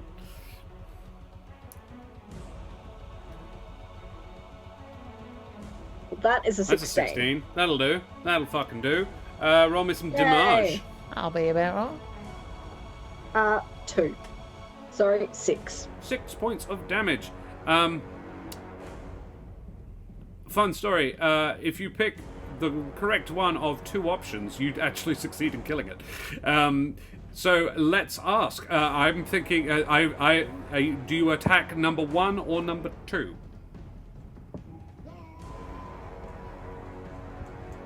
Is it number 1? It is number 1. There's nothing to decapitate. How do you kill this zombie? This is the Vulpin that you first spotted in some very worn and battered, significantly more so now, armor. Headless as well. Yeah, you know, I hate being really graphic with stuff, but at the Yep. same time, I'm just kind of like, I'm gonna, straight down where the head is. Oh, you skewer Straight. her. Oh dear. Oh yeah. Yep, jolly good, splendid, love it. Okay, thank you, Ezmerelda. The bonus action help goes where? Van Richten, as always. Well, he's yeah, okay. He's No, out I'm of fine. danger. I don't need it. Who are you? Well, then Van Richten's turn, and he has advantage on his first attack. Well, who are you people and where's my horse? Yeah. All right. I'm imagining that my version has a bit of mind dottery. So yes. Yes. All right. For the Empire, who's left? One fighting Ez and one fighting Ireena. All right. The one fighting Ezmerelda is headless. Let's jump down and do some sword game against Ez is one. Yep. Advantage, right? Yes, first please. attack misses, unfortunately. That would be for the serious? first attack. Well, 7 plus 4 is 11. That'll do it. Okay, fine. They have an AC of 8. These are Okay. still zombies. Well, the good news is, here's the one thing I will say about this character sheet. That you get an extra 3d6 against undead and fiends. So, it could be worse, but... It's his whole build. A plus 4 is kind of stupid. Yeah. Is what I'm saying. So 6, 9, 12, 14, plus 1 is 15 for the first. Lovely. Okay, still going? Yep. Sorry, how much damage? I apologize, I was 5. banning a fool. 15. 15 damage is more than enough to kill the one Ezmerelda is fighting. Okay, then I will rush over and get the other one if I can. With 3, 5, 7, 10, 11 points of damage. 11 points of damage. Is enough, actually. That does it very nicely. Van Richten, Ireena, you're sort of wrestling with this thing as it's trying to bite you. It nips you a little bit, and then a rapier just appears through it, and you hear a sort of ha-ha! Van Richten appears to have woken up. Yes. May I actually? I think. Please do. In my head, I imagine he has 2 crossbows, and he's just gone. Oh yeah.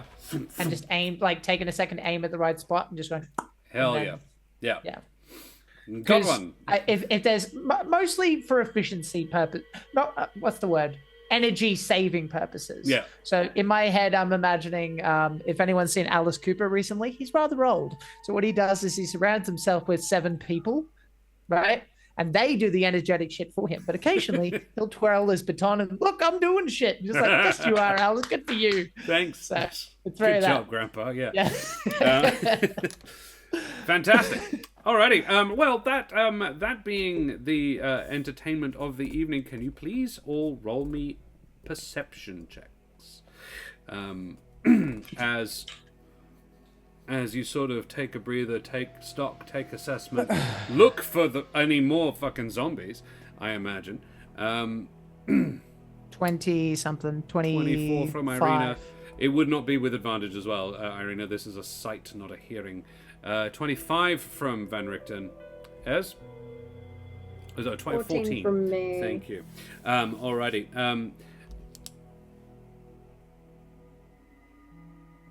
Van Richten, you see in the mists ahead of you.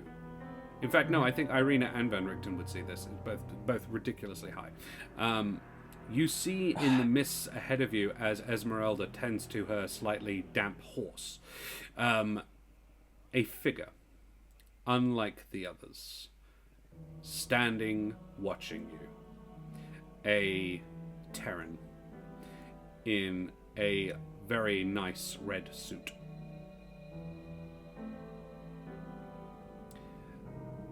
He nods once. There is a flash of a smile, and then he doesn't have a cloak, but his wings sort of act like one, and he turns and moves into the mist and is gone. Okay.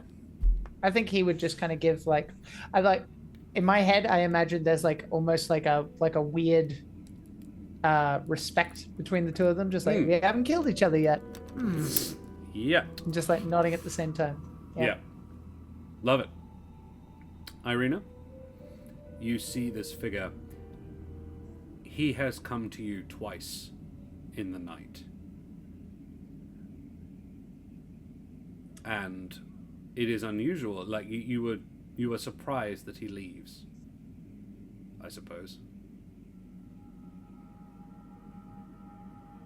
How long till sunrise? That is a very good question. 6 hours-ish. The real sunrise, months. Let's take comfort in the fact that he's playing his games. Let him.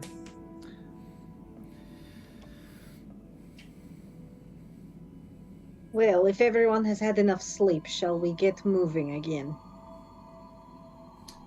Certainly, I wouldn't mind a place with walls and perhaps a doorway. Well, if someone can take the reins, I might get some shut-eye. Do you trust Ireena to drive?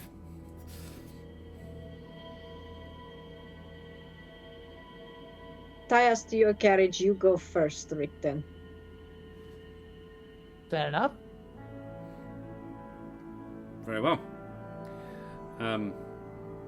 Ireena takes the reins while Ezmerelda goes back and gets some shut-eye. I imagine she'd long since perfected the art of sleeping in a moving carriage.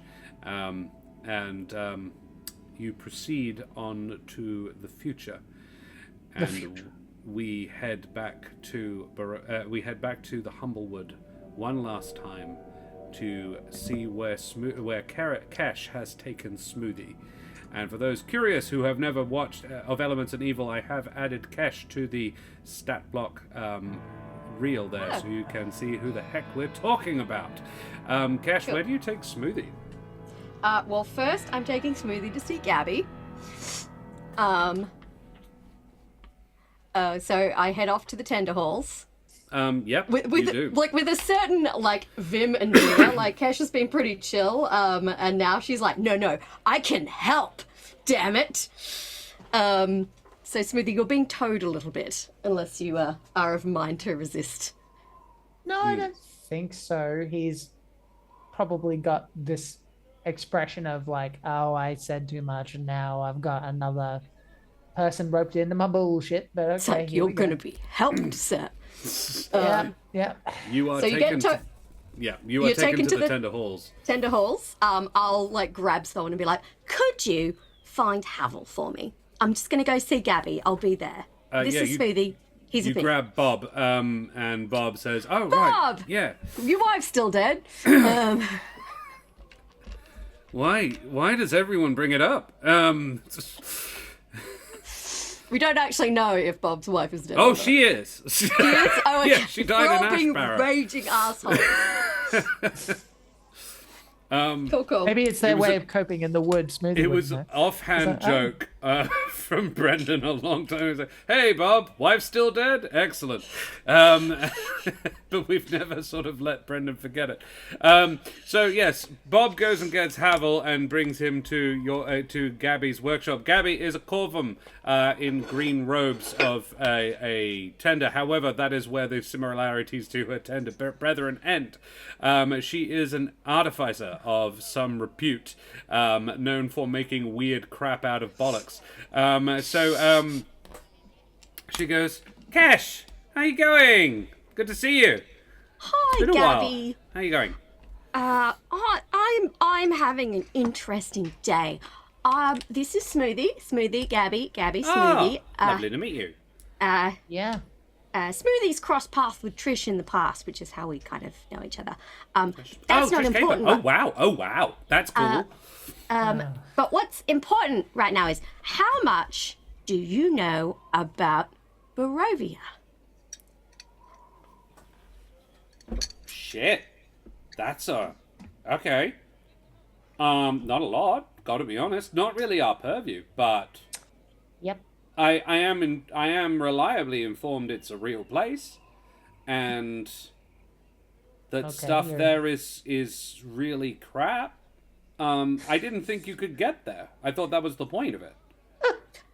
Well, turns out you can with the right knowledge and equipment. And then she looks at Smoothie, having seen his reaction of the sort of the laughter, and she goes, "Oh fuck, you're from there. Oh wow. Okay, I'm gonna try not to be really insensitive, but I'm really bad at people. So, okay, how can I help? For once, I meet someone worse than me at people stuff. So this is nice. Okay, how can I help? What do you need? Okay. Okay. I can't. To explain, Smoothie, Gabby here is somewhat the master and/or mistress of making insane weaponry, and I'll like show Smoothie my fang bow, which can do both necrotic or fire damage depending on my whims. And she goes, however, I didn't actually make that. That was a different guy. I know, but I'm using it as I don't have one of yours, but this is the sort of How thing. about that amulet you wear around your neck? Oh, that the was teleporty you. thing. This one. This one was Gabby, but I'm showing the weapon specifically because we're trying to kill someone who doesn't die, and I was hoping you could hook my friend up with something exceptionally dangerous that, to be honest, I'll be glad will be shortly leaving the older heart. Okay, so you want something, you attack, so he's undead, right? That's my understanding. He is not of the living, but he still hasn't stopped moving around. Okay. For some time. So yeah. So you want something, basically, so what my speciality is sort of elements. So he's dead, so you want life, basically. You want to hit him with some good old life. Either life or maybe, at the very least, something that could slow people down. One of the priests told me that there's all sorts of elements. What are they again? Oh, life and death are the ones we're talking about today, but fire, water, earth, and air, those. But none of them are particularly like they're sort of all on a sort of opposites. If you think about it, like life and death being opposites.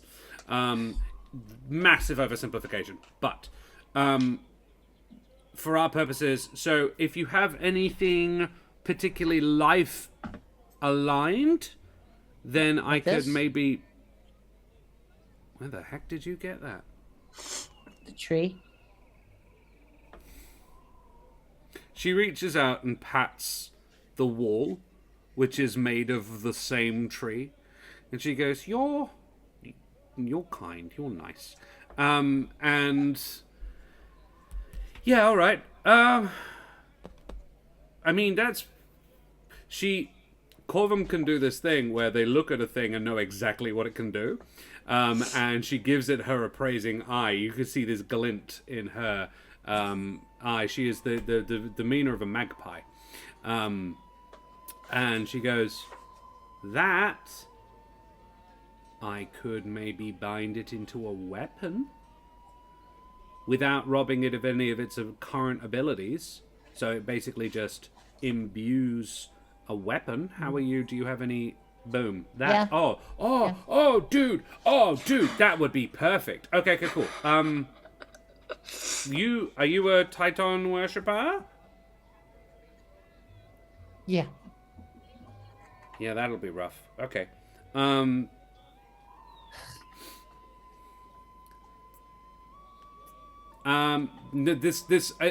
If Titan's your sort of power source, then that works. This is actually that'd be perfect. It's fine. It's cool. I need your help. Okay. So what we're going to do basically is insert this into the hilt of that sickle. So Cash, you're helping too here. This is a lot of focus, a lot of magic here. I'm going to talk just slightly out of turn, Josh. Meta talk. This would have to pack. I assume this is the plan, but it would have to have a suitable effect or pack quite a punch for it to be worth Smoothie getting into range of being bit and stuff, because he's the other one keeping them alive. Valid. So that's the only thing I would say. Like, it needs to be worth the gamble of whacking him with this thing. What I'm thinking is a ranged attack, actually. Oh, cool. In that case, fire away. Essentially a moonbeam, but from the blade itself. Okay. Uh-huh. Channels She of goes, surrender. yeah. So, I can't tell you exactly what it's gonna do. But I'm binding life magic into a blade that you can then smite the evildoer. Except I'm not the one binding it. This sounds awesome. Because you did not give... Because the tree did not give me that little doohickey. So, Kesh, you're going to hold the sickle. I am going to sort of... I'm going to do the bit that I have to do, which is basically sort of... I'm going to channel the flames. And then Smoothie is going to smite. And she hands you I'm gonna do... a hammer. She's This like, needs to okay, be, yeah. that has to be the wielder in this instance, because Okay. holy weaponry, and it's for you. I want to be clear, this ain't going to work for anybody else but you. So she gives you a pair of tongs, and puts in the tip of the tongs the leaf, and she says, "Pop it where you think." This is a your thing. Where is it going to go on the blade, or in the blade, or in the handle, or whatever you fancy. Probably in this, like, wrap it around the wherever the leather goes. I don't the handle, hilt? I suppose. Yeah. Yeah, the hilt. Yeah, cool. Alrighty. So yeah, you're going to bind it into the hilt. Wrap it of into this the leather. Yeah. I love it. Cool. I think this would form into a hand guard. Yeah. Okay. I love that. Yep. Makes sense to me. Makes like a basket hilt. That's cool. Sure. She goes, okay, cool. Sort of, I want you to picture in your head what it will look like. While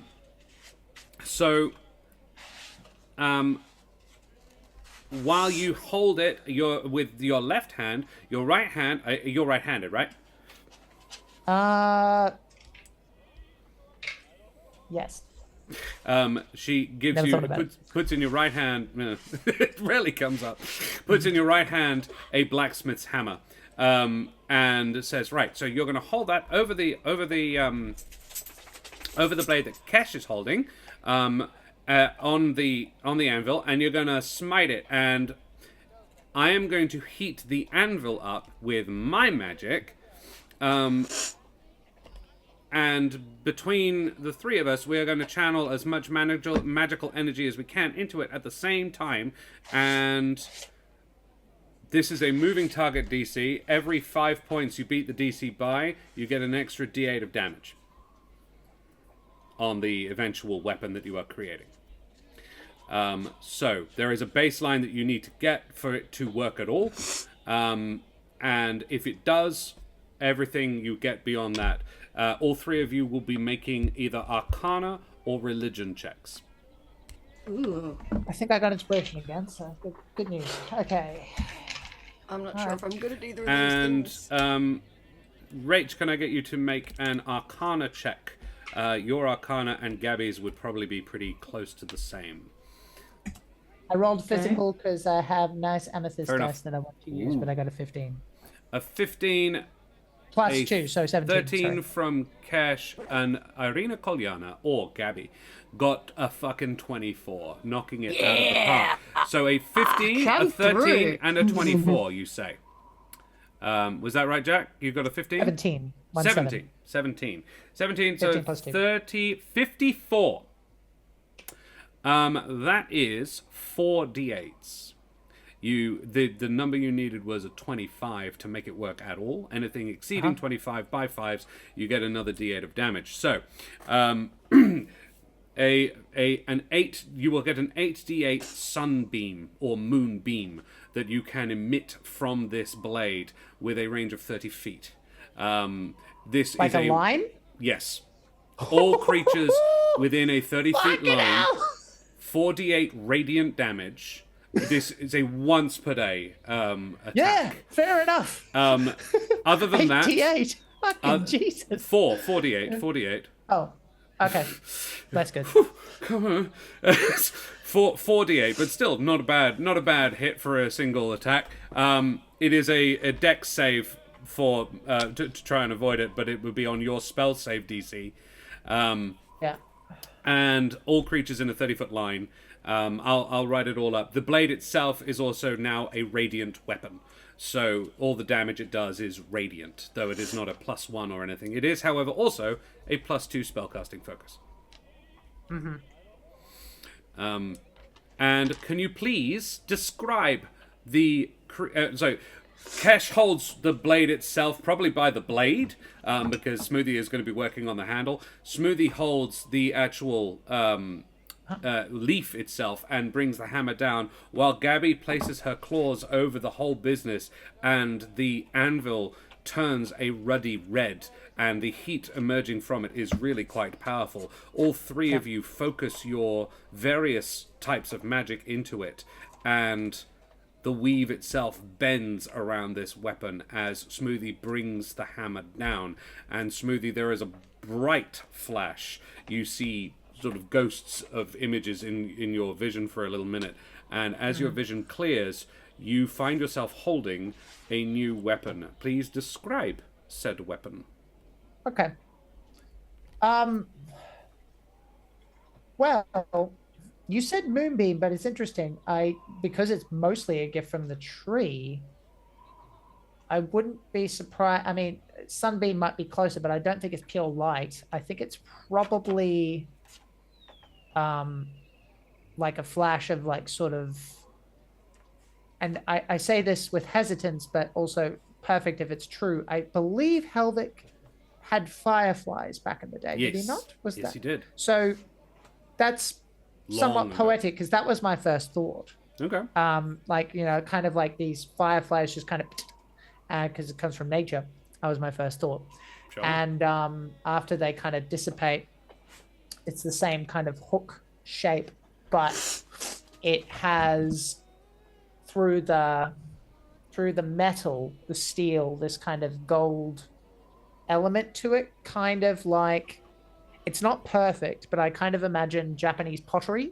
Yeah. What they do when they Where they break break. stuff is they put gold into the bowls. Yeah. So it's got a crack in it. It's very discernibly a crack, but it's this gold line that goes around the circle. And the handle Kintsugi. is basically winded, like a winded branch. So literally, like, it's not particularly fancy, but it's very solid. The sort of thing that you might see on a particularly fancy Ren Fair mug handle, like braided wood, kind of like a 3-tier braid around the hand. Yeah. Very well. I love it. That is what it looks like. That is Smoothie's up-armored blade. The life sickle. The life sickle. Life sickle. Done. Yes, it is that now. Kintsungi. Yeah. Thank you, Eliby. Yes. Kin, gold, tsungi to join. Marvelous. Alrighty.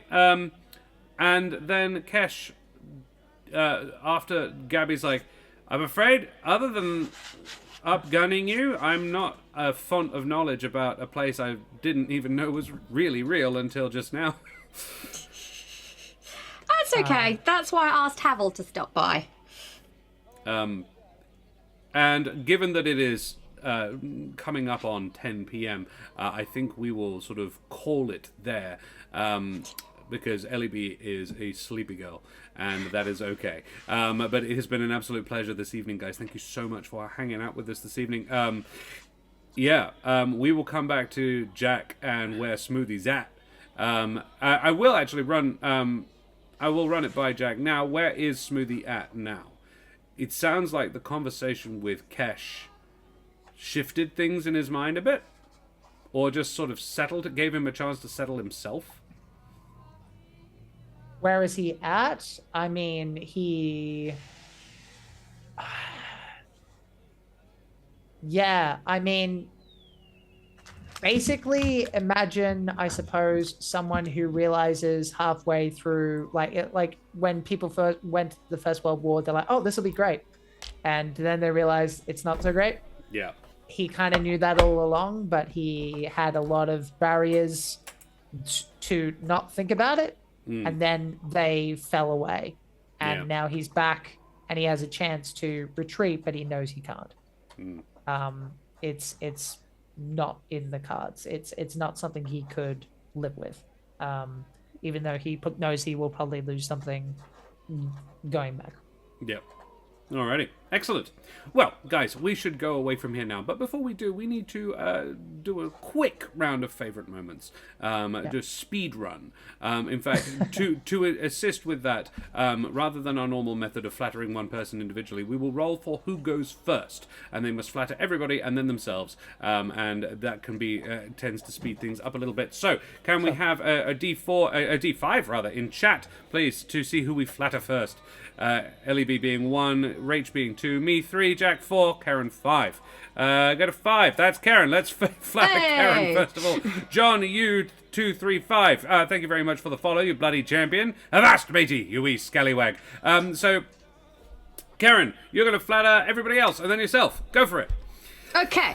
Ireena is amazing, and I really enjoyed getting to kind of see her character close up tonight. It's kind of a journey, like it wasn't such a specific moment. I just hadn't really experienced Ireena, so I was just like, this is cool. I like it. None of us have. She's brand new.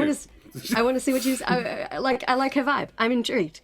I did like you disguising yourself as a different looking version of yourself.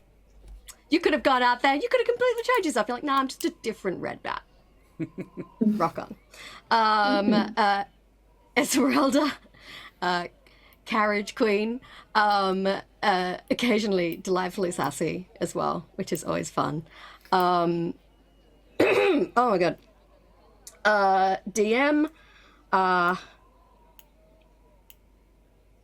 do like the zombie. Like, I don't know if I can give you credit for that, but the zombies, you just keep lopping bits off and they keep going. Just I a allowed torso. significantly more of it than the book actually specifies. It's supposed to be only bludgeoning and slashing damage. I'm like, no, any damage and bits fall off. These things have been around for hundreds of years. Just a torso lumbering towards you in the woods. Smoothie, I get to go first, so I get to say Smoothie's just kind of heartbreaking, like, kind of bit in the hung drawn and quarters. It was just like I was there. I felt his pain in that moment, just like, fuck, I have to go back and help and I don't want to, but I'm the person. And yeah, it was heartbreaking. Just a beautiful kind of emotive character moment, and I actually did tear up a little bit. It was amazing. Yeah, I saw. And I was trying not to cry. I'm like, don't cry, don't cry, don't cry. But I'm weak at the face of genuine emotion. I For yourself? Yeah, probably being like, this is Gabby. Gabby makes cool shit. This is Smoothie. You need something to kill something that can't be killed. You too. Like, He's like, all right. by your powers combined. That was fun. Excellent. I liked that. Thank you very much. A D4 in chat, everybody. Exclamation mark, roll space, the number 4. This is something we've stolen unapologetically from the dreaded GM. I'm rather fond of it. It's really nice and affirming, where we flatter each other because it's hard being a creative. Thanks, Shannon Haas. That's a 4. That would be Jack. Favorite Smoothie moments. Well, the favorite Jack moments for everybody else. Right. That's how we're doing it. Confusing, I know. Sorry, it's fast. I wrote for Ezmerelda. I kind of paraphrased, so I'm trying to see if I can remember what I wrote.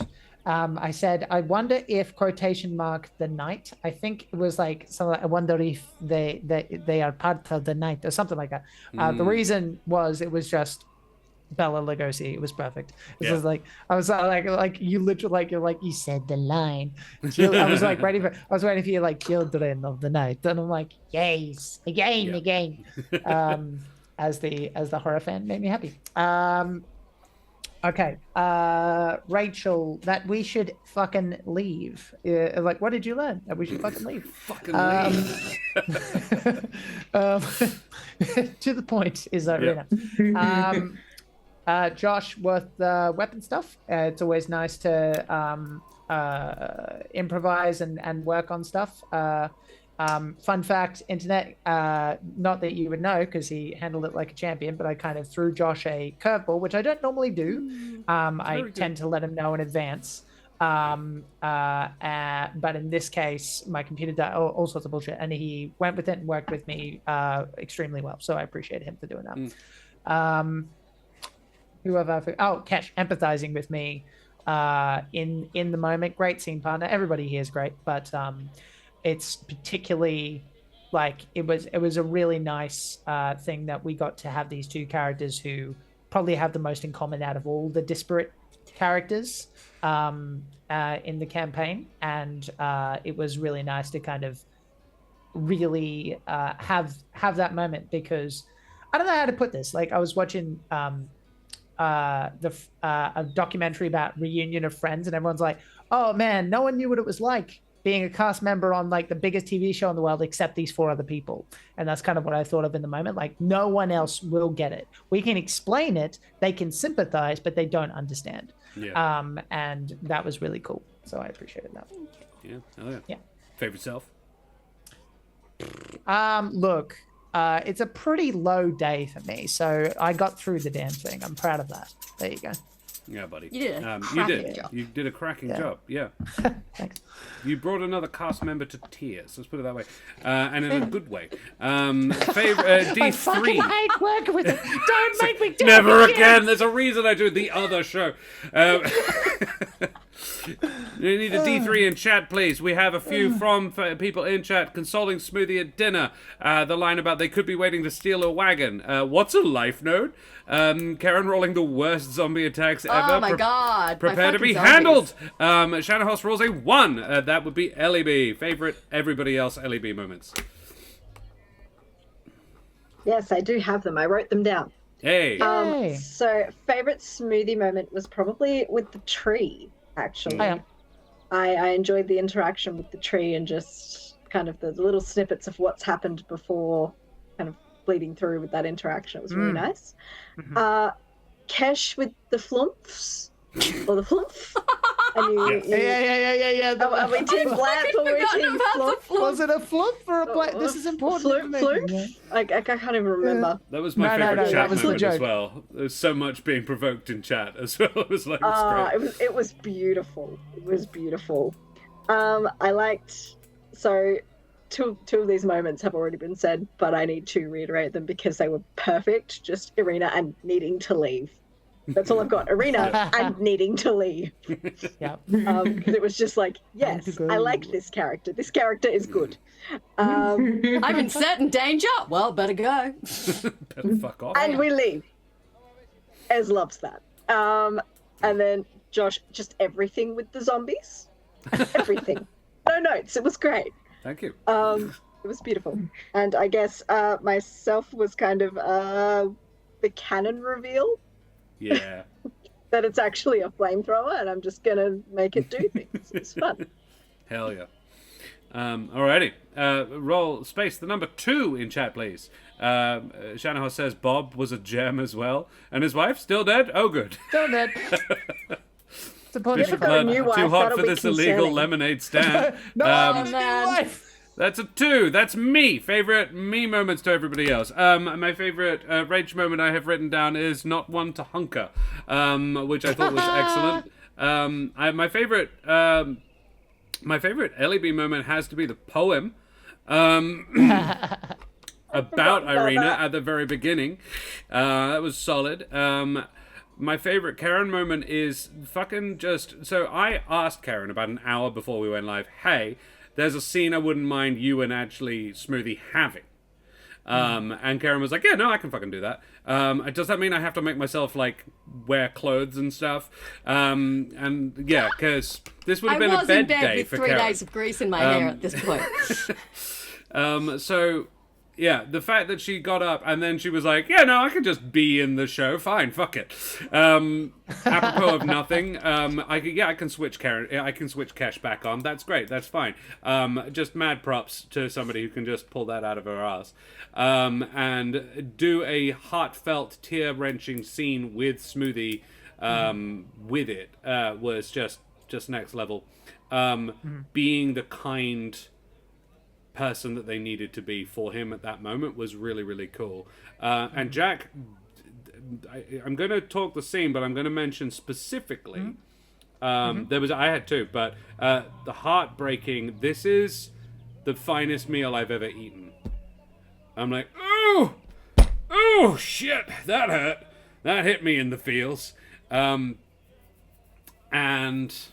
everybody's frozen. There it is. Okay. One more Oh, time. we're back. I said, this is the finest meal I've ever eaten. Fucking hit me in the feels. I was like, oh, where he's from, even food isn't very good. Shit. But I also What really is enjoyed spices. Yeah. I also really enjoyed finding out that he is pissed with Titon, or at least just spicy with Titon right now, because he feels Granddaddy Titon hasn't set high when he could have. Was a really interesting detail. And I was like, this is an Amaranthine, he's busy. But no, it's a totally valid perspective. You send me on the thing, motherfucker. I know. Not you, Josh. My favorite me moment would be, I love being the older heart. I love any chance to get to portray something that doesn't really talk. And give presents when they are fucking earned. Is fun. Love doing that. Cool. Which leaves us with Rachel. Favorite everybody else moments, Rach? All right. Fucking hell. Josh. My favorite Josh moment was being the Burgermeister's wife and talking to her, because her motives made complete sense and were so interesting. Like, when she was like, no, I'm doing good here, I want to stick around. That was fascinating. And I really enjoyed that little bit of insight into her. Smoothie, the ghostly parade? What the fuck? Is canon. That's a real thing. That Yep. made me so disgusted with Strahd. That fucked me up. Such an interesting detail to just drop in that moment. Loved it. This is why having a player who's run the Ezmerelda. campaign is handy. Ezmerelda, I've got two, I think. First of all, being when we were in the greenhouse, being like, why am I looking at this fucking plant? What are we doing? Just like, so blunt. I don't even think Smoothie is the worst person at people in his party. I'm not. I just said it. Yeah. And the other one was constantly helping Van Richten. From my purview, it's like, that's your boy. You don't want him to die, even though you've got such a I don't care kind of relationship. You do care, and it's fun when you get to see evidence of that. He's just the biggest tsundere. It's fine. Yeah. Perfect. Heron, your little rant about the Amaranthines, like, oh, do they do that thing they do where they fucking suck? Beautiful. Loved it. Loved the whole little rant. And for me, I liked the two truths and a lie bit that I did with Josh. Yes. That was fun. Oh, you fucked me up. That was the hardest improv I did all day. Well done. Yeah. So, marvellous. Well, we've all been thoroughly flattered. We have a couple more. Everybody's friends with Cash. Yeah, she's a badass. We all love her. Being too hot to handle. Yao. Being a traditionalist mage. Playing the laughing lady. The laughing as the sandwich lady. Yeah. So, she laughs at literally everything her husband says. It is in the book. Because everybody has to be happy all the time. It has become a nervous tick for her. She is flirting with insanity herself. I rule that she's not quite there yet, and that she is a dangerously not quite yet insane person who is doing her fucking best and hanging on by a thread. And I really enjoy Lydia. And she is the sister of the town priest in Valakai as well, which is even more fucking interesting. That has been mentioned in Smoothie's talk to the chat. Anyway, we should go away from here now. Guys, thank you so much for playing with me this evening. It's been an absolute pleasure. We went a full hour longer than I've obviously anticipated, and therefore never I'm right.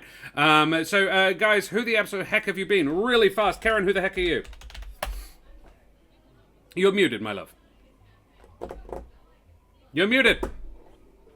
I am Karen. Motherfucker! And it's Hi, nice I'm to Karen. be- I'm the other half of this channel. was I'm dubbing not you. normally in this campaign, but fuck it, I had a good time. It was fun. Happy to be here. Unless anything said happy dramatic to be here. happens, I'll be back tomorrow night to play Baldur's Gate 3, which will be the first time after the flu that sucked ass. So come join me. I'm sure we'll find something to explode.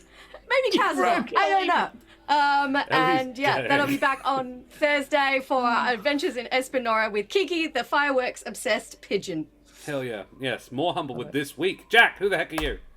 Hello, my name is Jack O'Brien. You can find me on all the social media garbage at Jack Squarepeg, including Twitch, where I actually neglected to mention this. I am running Pendragon for the first time with some Call of Cthulhu alumni, Chaosium fans, one and all. So they are all authors as well. So they are all adventure writers. I met them at Chaosium Con. They're a lovely bunch. One of them is now an Emmy-nominated adventure writer.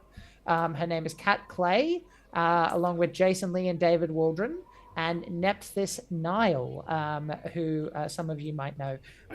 So we are running Pendragon, which is King Arthur's Knights, which is a really fun system. It's the closest that I will probably get to D&D in my own time, because it's like fantasy analogous. And what's really cool about this system is they have something called traits and passions, where if you roll a D20, the dice can sometimes tell you who your character is. So you set up the character, and if you're particularly, say, vengeful, but you want to keep your calm, then you roll for the dice. And if you're under the 16 and you're trying to be calm, well, you succeeded in your vengeful, so you're drawing steel, motherfucker. So that's an example of how the passions and traits can kind of dictate Pendragon stuff. Other than that, Legendarium, King Arthur stuff, really cool, really excited. We're going to be running that on Thursday at 8 p.m. on Jack Squarepeg. So come check us out. 8 p.m. your time? My time. Noted. 8 p.m. Alrighty. Australian Eastern Standard Time. Alrighty. We Is know, that we know 5 we're- or 6 for us? 6. So we will be going live at almost exactly the same time. That's all right. It will be a race to see who can raid each other who can raid first. the other? It's Alrighty. on. Rachel, who the heck are you? Tell us about your book. Oh, my name's Rachel Fuka. I'm a writer, actor, creative trash at large, and I wrote a book, and it's pretty good. It's a murder mystery in a cyberpunk setting. Read it. 2 books. And if you liked it, review it, because that's helpful. It's a good time. Get amongst it. Hells yeah. Amazing. Ellie B, who the heck are you? I'm Ellie B. But I'm not here. I'm doing other things. That's true. That's true. That's objectively true for all of us. Me less so, to be honest. And I'm Yeah, I Josh put you Pirate. back in the cupboard after this. Yes. No, mistress, no. I don't want to go back in the cart. I feel I happy. don't like it there. I'm Josh the Pirate. You can find me here on my channel, Corsair's Cove, where I run D&D and other RPG-related games with my lovely wife Karen, the mother of bunnies, and all my splendid friends. But you know that. You've done it. You've joined. You've been. You've here. You've been lovely. Ah. It's been a lot of very Awesome. glorious people, and we missed the heck out of you. We're feeling a little bit better, a bit more chirpy. We will be back tomorrow night for more Karen and Josh do stuff. Baldur's Gate 3, and I'll be painting this yellow person. They're yellow now. Soon they won't be. They're a spear lady from Age of Sigmar. That's the next one I want to do. And then on Thursday night, yes, more Humblewood in Espinora. Humblewood of Hearts and Homes is back for Kingsley, Kiki, and Milo and their adventures with the Ghosty Boys in Espinora. And then this coming weekend, I will be down at Winterfest with Karen and the dreaded GM, which is fucking exciting. I haven't seen Dread in a hot minute. It's going to be nice. And the Woottenforge chaps for some more D&D festival down there. So if you're of the Bridgetown persuasion, check us out. Get your fucking tickets, because there aren't many left. Quick. So, yeah, that's us. And we should go away from here now, because we've been streaming for a hot minute. Guys, we will go and raid Mike Moans, because we haven't gotten to raid Mike in a while, so let's go and do that. We'll go drop a raid over on him. Say hi to Mike, throw your favourite raider modes up in chat, show him the love like we always do, tell him where you came from, and we will see you, same bad time, same bad channel tomorrow night for more Baldur's Gate 3. Say goodbye, everybody. Goodbye. Bye, everybody. Book.